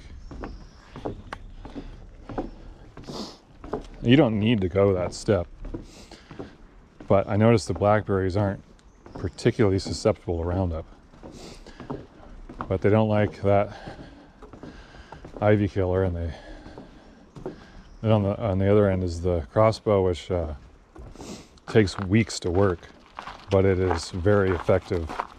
It's just not like Roundup where you can grab a chair and watch the thing die within minutes, which is really scary actually. But yeah, crossbow is very nice. I mean, theoretically you could get weeds out of your lawn with it without killing your lawn, like dandelions and stuff, anything with a broader leaf.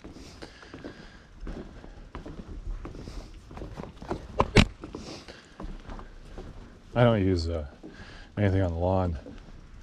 I like the clover, and I don't like dandelions, but the clover and lawn tend to choke them out over time. It looks like less and less dandelions every year. And right by the time I got everything sorted out, we'll probably have retaining wall for the shop put in, and then they'll have torn up my whole lawn. Their fucking equipment.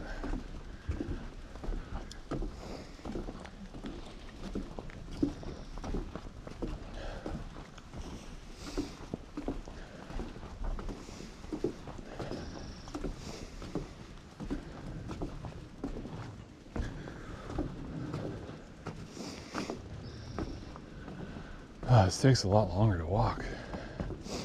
It's nice though. This is where I'm saying it's off camber. On the right, it slopes down to the left and there's gravel everywhere, so it really wants to move your wheel around. And so coming over here, but you're charging after that, you got to keep it right in that little trough there. It's nice and good traction as you crank up here. But you've got to do that well enough that you've got enough in the tank to do this. And that obviously is a lot of gravel right there, so it's probably best to switch back. But then when you switch back right, you get to the steepest point of this. Oh, that's where I had to get off the single speed right there. Okay, it's starting to rain. I don't think I'm going to bother with that Brooks rain shell. Still haven't figured out what that thing's for. The shower's pass jacket is this shit, but it's just too heavy to keep in your backpack all the time.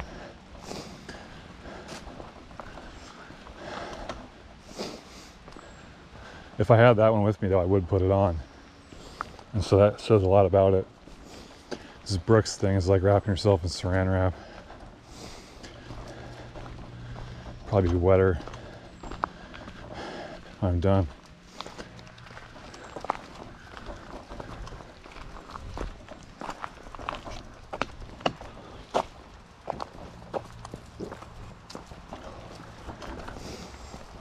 One of those kids were looking at their phone. A pair of titties. Some lowered Subaru.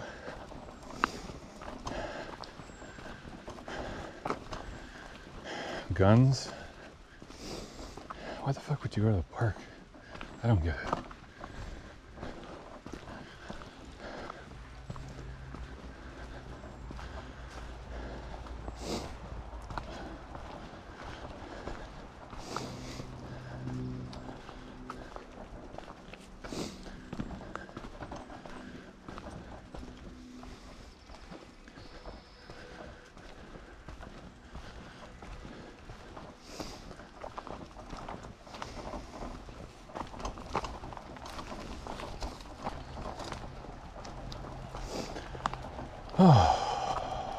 Something rejuvenating about coming through here, though.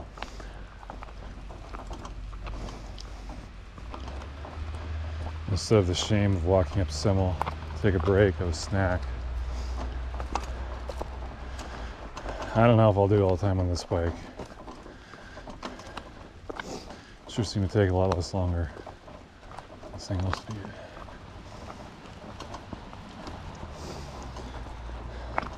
It's misting now. Drizzling.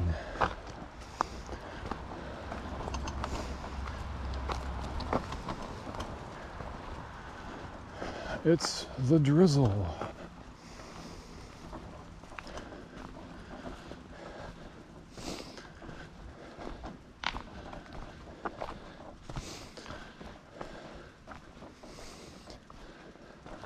I used to have a trail dog. It's just fucking born for it. His brother's all right, but now he's almost 10. The other one died. He had some sort of fight. I don't know if it was bone cancer or blood cancer, but it just fucking hit him like a ton of bricks. It was so bad and obvious by the time. I mean, we're talking like 2 weeks. I think his brother knew before we did. Because he kept attacking him for no reason. It didn't make any sense. Oh, the roads are soaking wet. It's funny, you're in the woods, you can hardly tell it's raining. His brother, I don't think I'd really want to bring him with me, but I would have brought the other one on my Capitol Forest, or Cascades trip I got coming up. Just across the road here.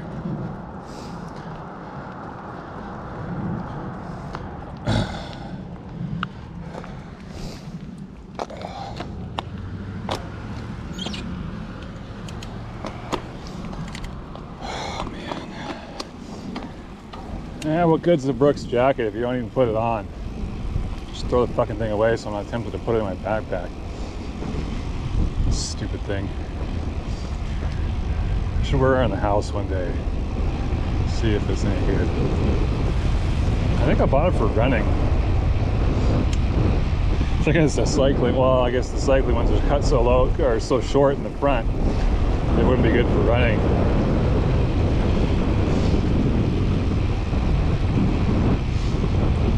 Yeah, I don't know.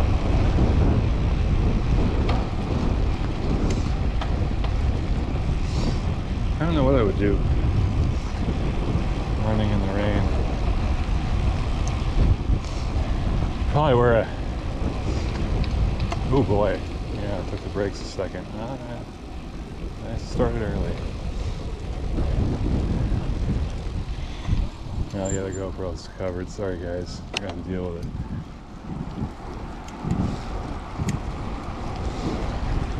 I don't know, sticking a hat and fleece. I don't think I want to deal with a hood. Probably my outdoor research hat. And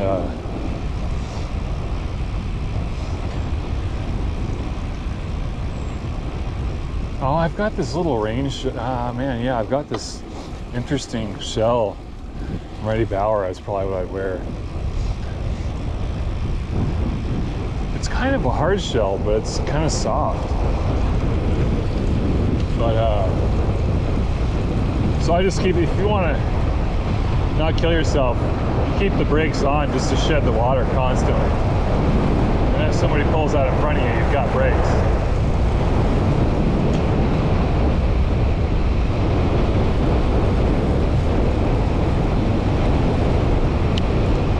The Cool Stop has kind of a V cut to it to help shed the water. And these aluminum wheels do much better in the water than the chrome wheels did. That's one of the reasons I got rid of all the chrome wheels. You know, I wanted solid axles, so I was already buying wheels. I know that the aluminum works so much better. I don't necessarily need an aluminum rear wheel, but they look the same at least, and it's lighter. Solid axle and everything, I'm happy. Until you go to Tacoma and start breaking spokes. At least they won't be breaking quick releases anymore.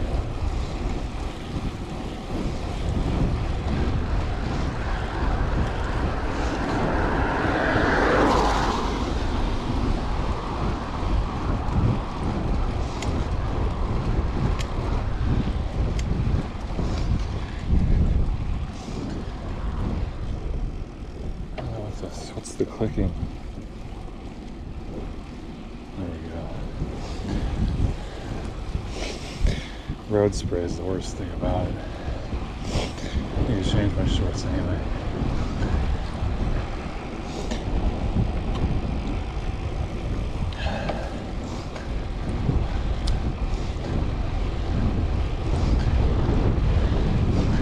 Anyway, I'd love to have a dog with me on the big trip over the mountains. It'd be so much fun. But I definitely don't want to worry about dog food. Tied to his back, I guess. Oh fuck, that's brilliant. Oh man, I love that idea.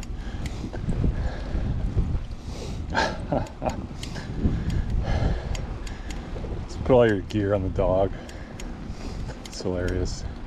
I've seen people do shit like that, but never really. See, this is what I'm talking about. I'm always in the wrong gear on this road. I end up being in a way lower gear, but it doesn't feel as good. It's a single speed.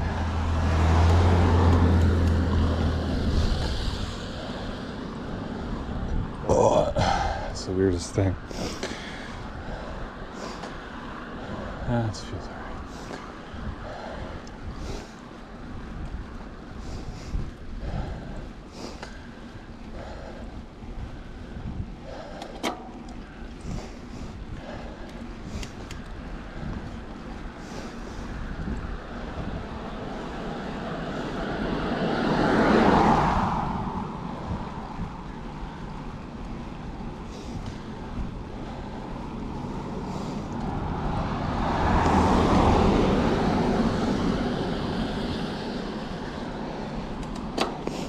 Oh, I got it right there.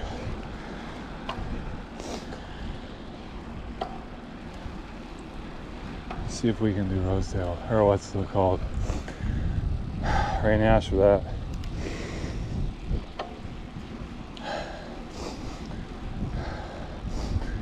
I think this one's an easier gear than the single speed, and the next one's a harder gear. I think that's what it is.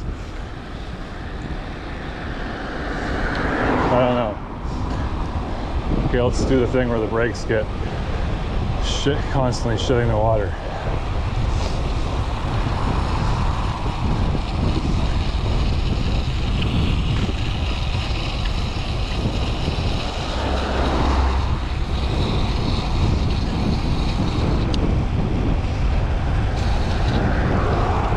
Do it again before the turn, maybe. Oh yeah, this is definitely lower gear than the single speed. That sucks. I don't think I want to go into the higher one. How funny is it that bike's just so cool now? I used to have the hardest time on it. There was only two teeth of a difference.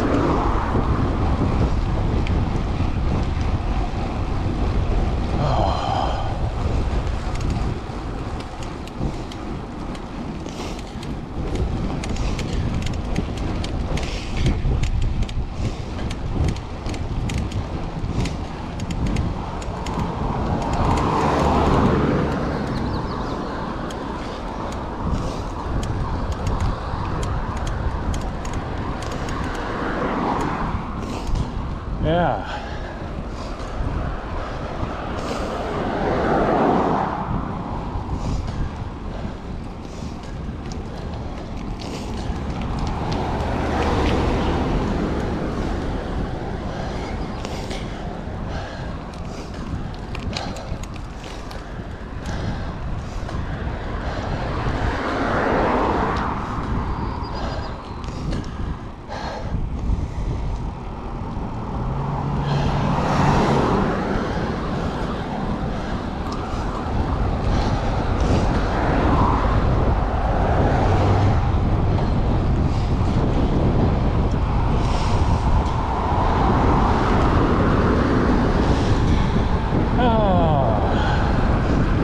The GoPro, well, I can't really focus close, so it shouldn't do the thing other cameras do and focus on the raindrops.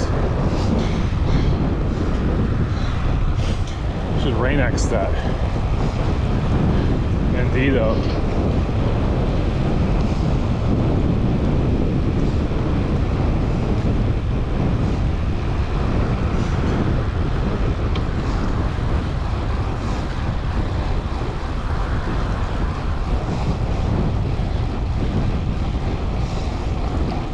Oh yeah, the door isn't waterproof either because I got the battery hooked up there. Ooh. I wonder how that's gonna go. Huh. It's not really a rainstorm.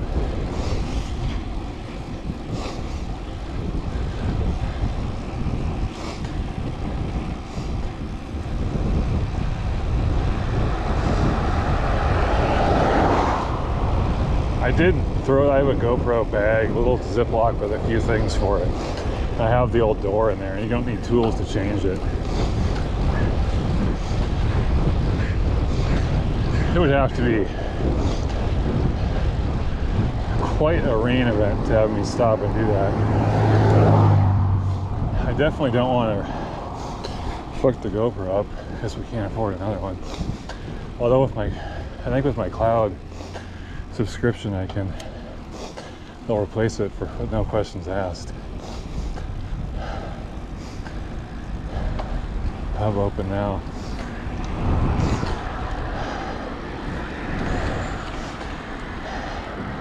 You go like normal.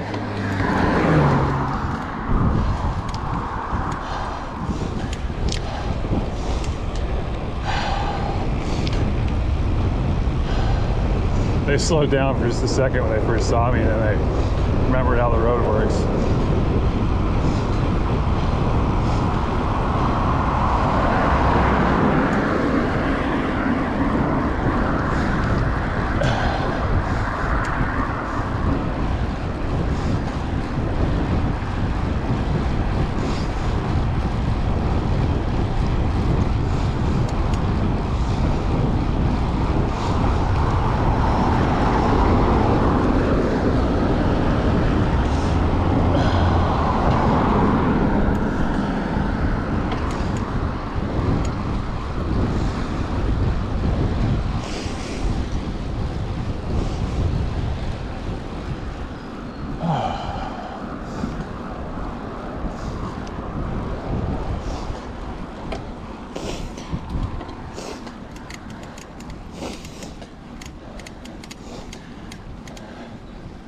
I always go to low skier on this hill, but I like to get up part way first.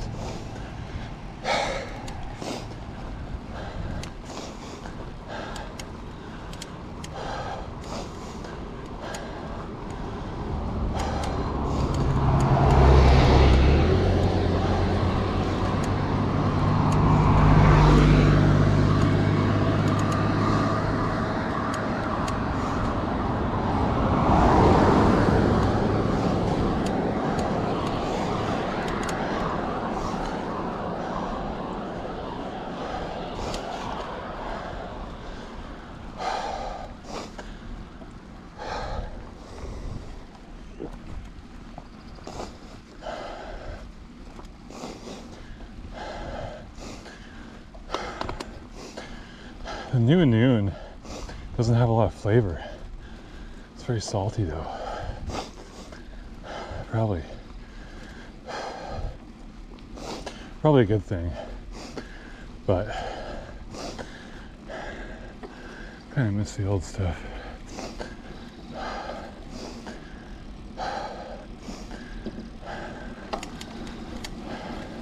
Howdy. Hi.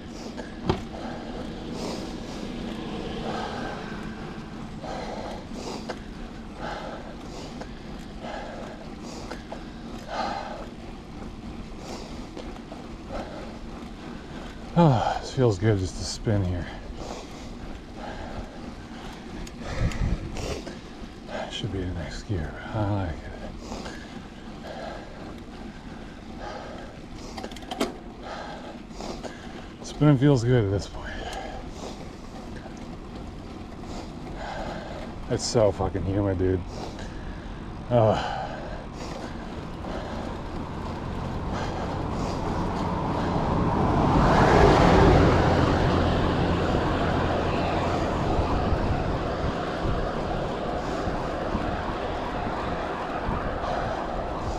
It's not hot though. It's like 68 probably.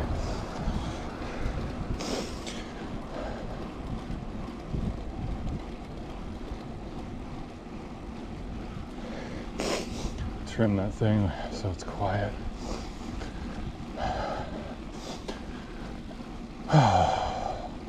This bike's actually been pretty quiet today. It's like, well, except for the bars creaking up hills.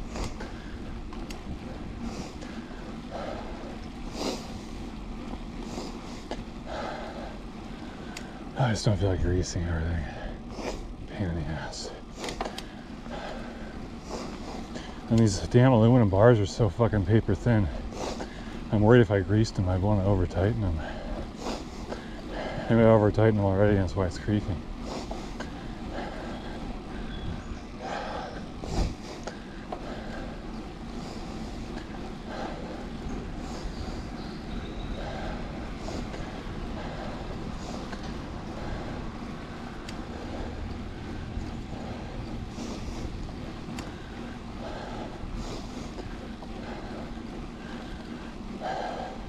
I am aware how lucky I am to kind of live off my savings and go to school.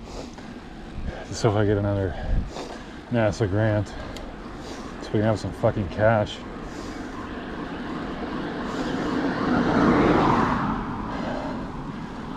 Do good work, pad my portfolio a bit, and then we'll also be able to work on a job search without being in poverty, which definitely helps you make good decisions.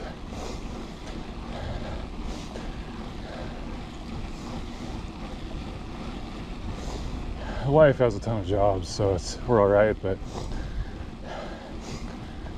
I'm still paying everything myself for the house.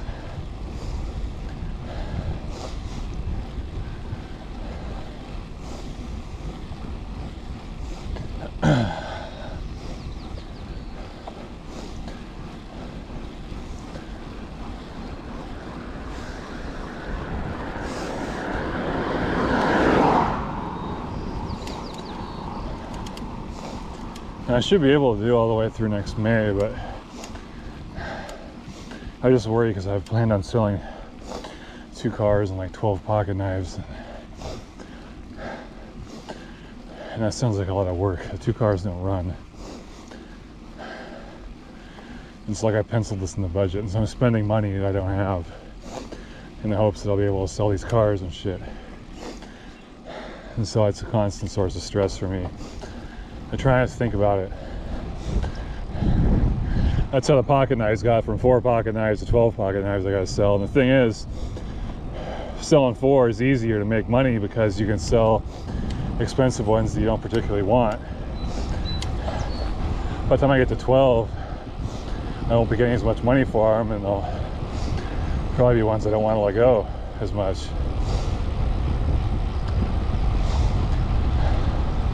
And then there's a couple expensive ones I just don't want to sell. I'm not sure if I want to live in a cardboard box with them. One of them maybe. But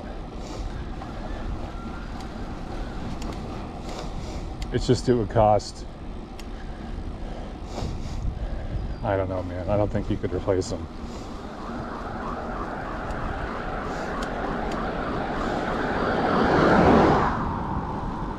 With the way inflation's going, if I sold them for one for $1,200, it'd probably cost me $5 grand later to replace it when I'm working, having money to throw away.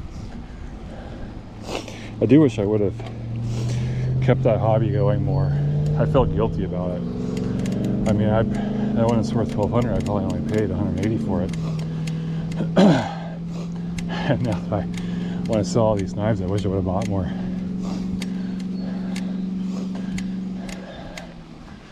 Who knew, you know? Those ones I want to sell are all Great Eastern Cutlery produced. Well, there's one.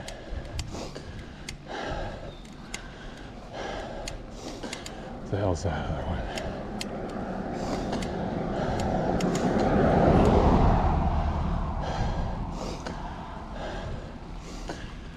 I can't remember.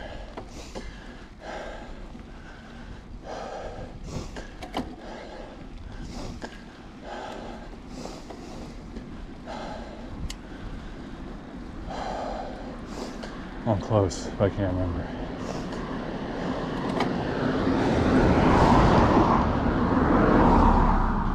It's a bird's eye.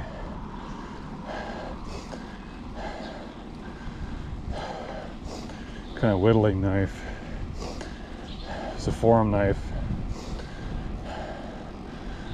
from probably 2015 or 2016, I don't remember. Probably got it for 90 bucks. I don't know how much it's worth. I couldn't find any other ones on eBay, so that's a good sign. And I don't even use it. So, Canal Street Cutlery, that's it. I think it's made by Queen for Canal Street Cutlery.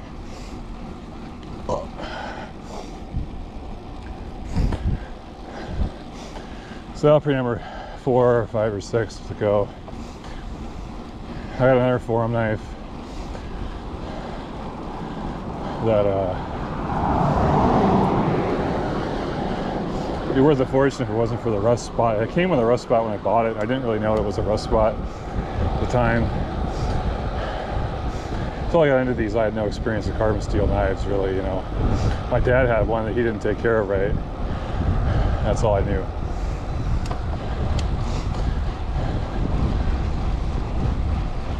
I think I put a marine tough stuff on it, a corrosion preventer, so it shouldn't have gotten any worse.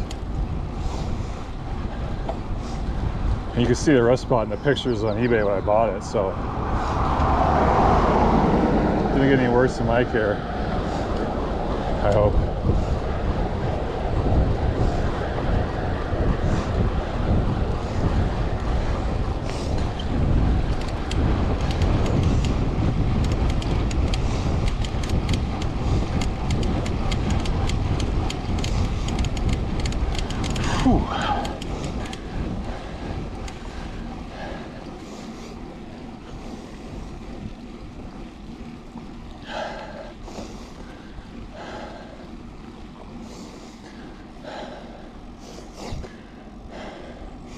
Anyways, I need an average price for these about $500. Some of them are worth twice that, and some of them are worth half that, so I don't have that many. I don't think I can really do 12 500 a piece, but that's what we're penciling out with.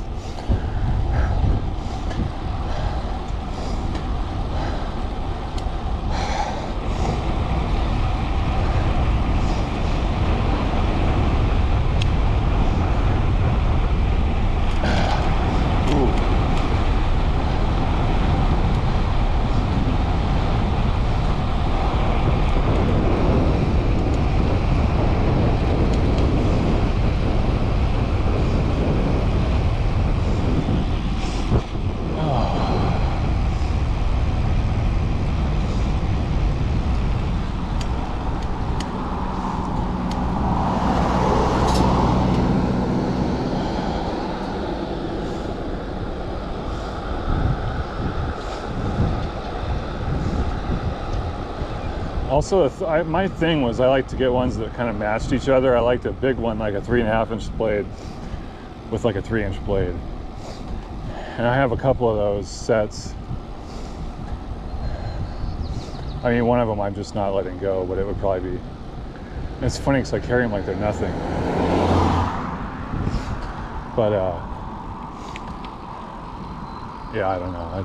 That's a tough decision, you know. And the other thing is, do people appreciate that as much as just breaking them up? I don't really want to break them up. I'd rather like to charge kind of a premium and have a guy that appreciates it buy it. And I had a guy offer me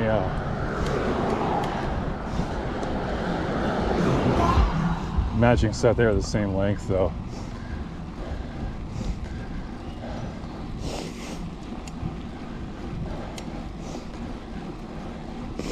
$1,000 a piece, and I don't know. I've seen other ones that same rarity going for less than that lately. So it's funny how some of them have inflated to match that price, and other ones have dropped down a couple hundred that were already at that price.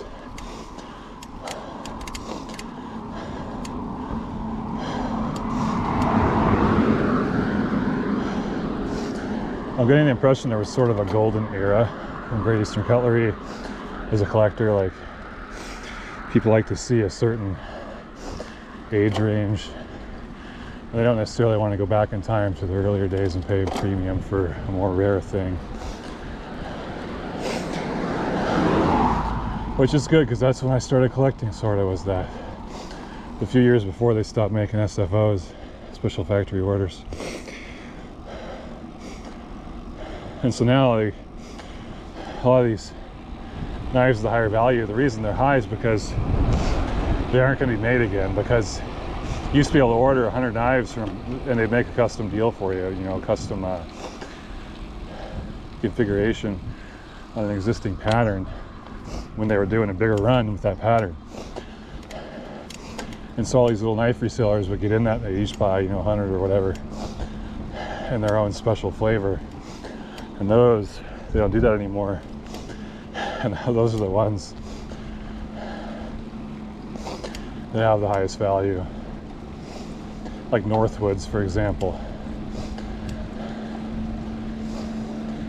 I have a Mammoth Northwoods. And I also use that like a beater. I don't carry it that often, but it's near and dear to me. I love how it's got, they didn't even polish the slag off the steel. Oh yeah, this isn't the single speed. Didn't even polish the slag off the steel. And it's like an 1/8 of an inch thick, which is a little crazy for a pocket knife.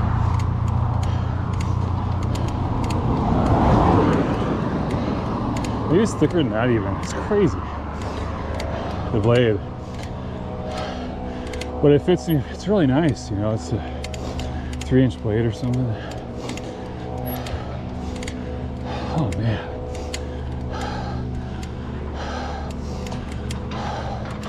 So now it's just managing my heart rate and stuff.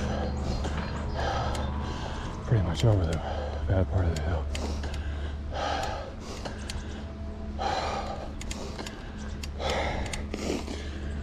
Anyway, trying to make ends meet. I hate running a business. I don't really want to be running an eBay business. Luckily, my little habit might save my ass here. And I'll be sure to buy more knives, follow my instincts. I have another job where I'm bringing in money and not needing to save it. Like working on a grant, you know it's going to end, you know. I didn't save enough on the last one.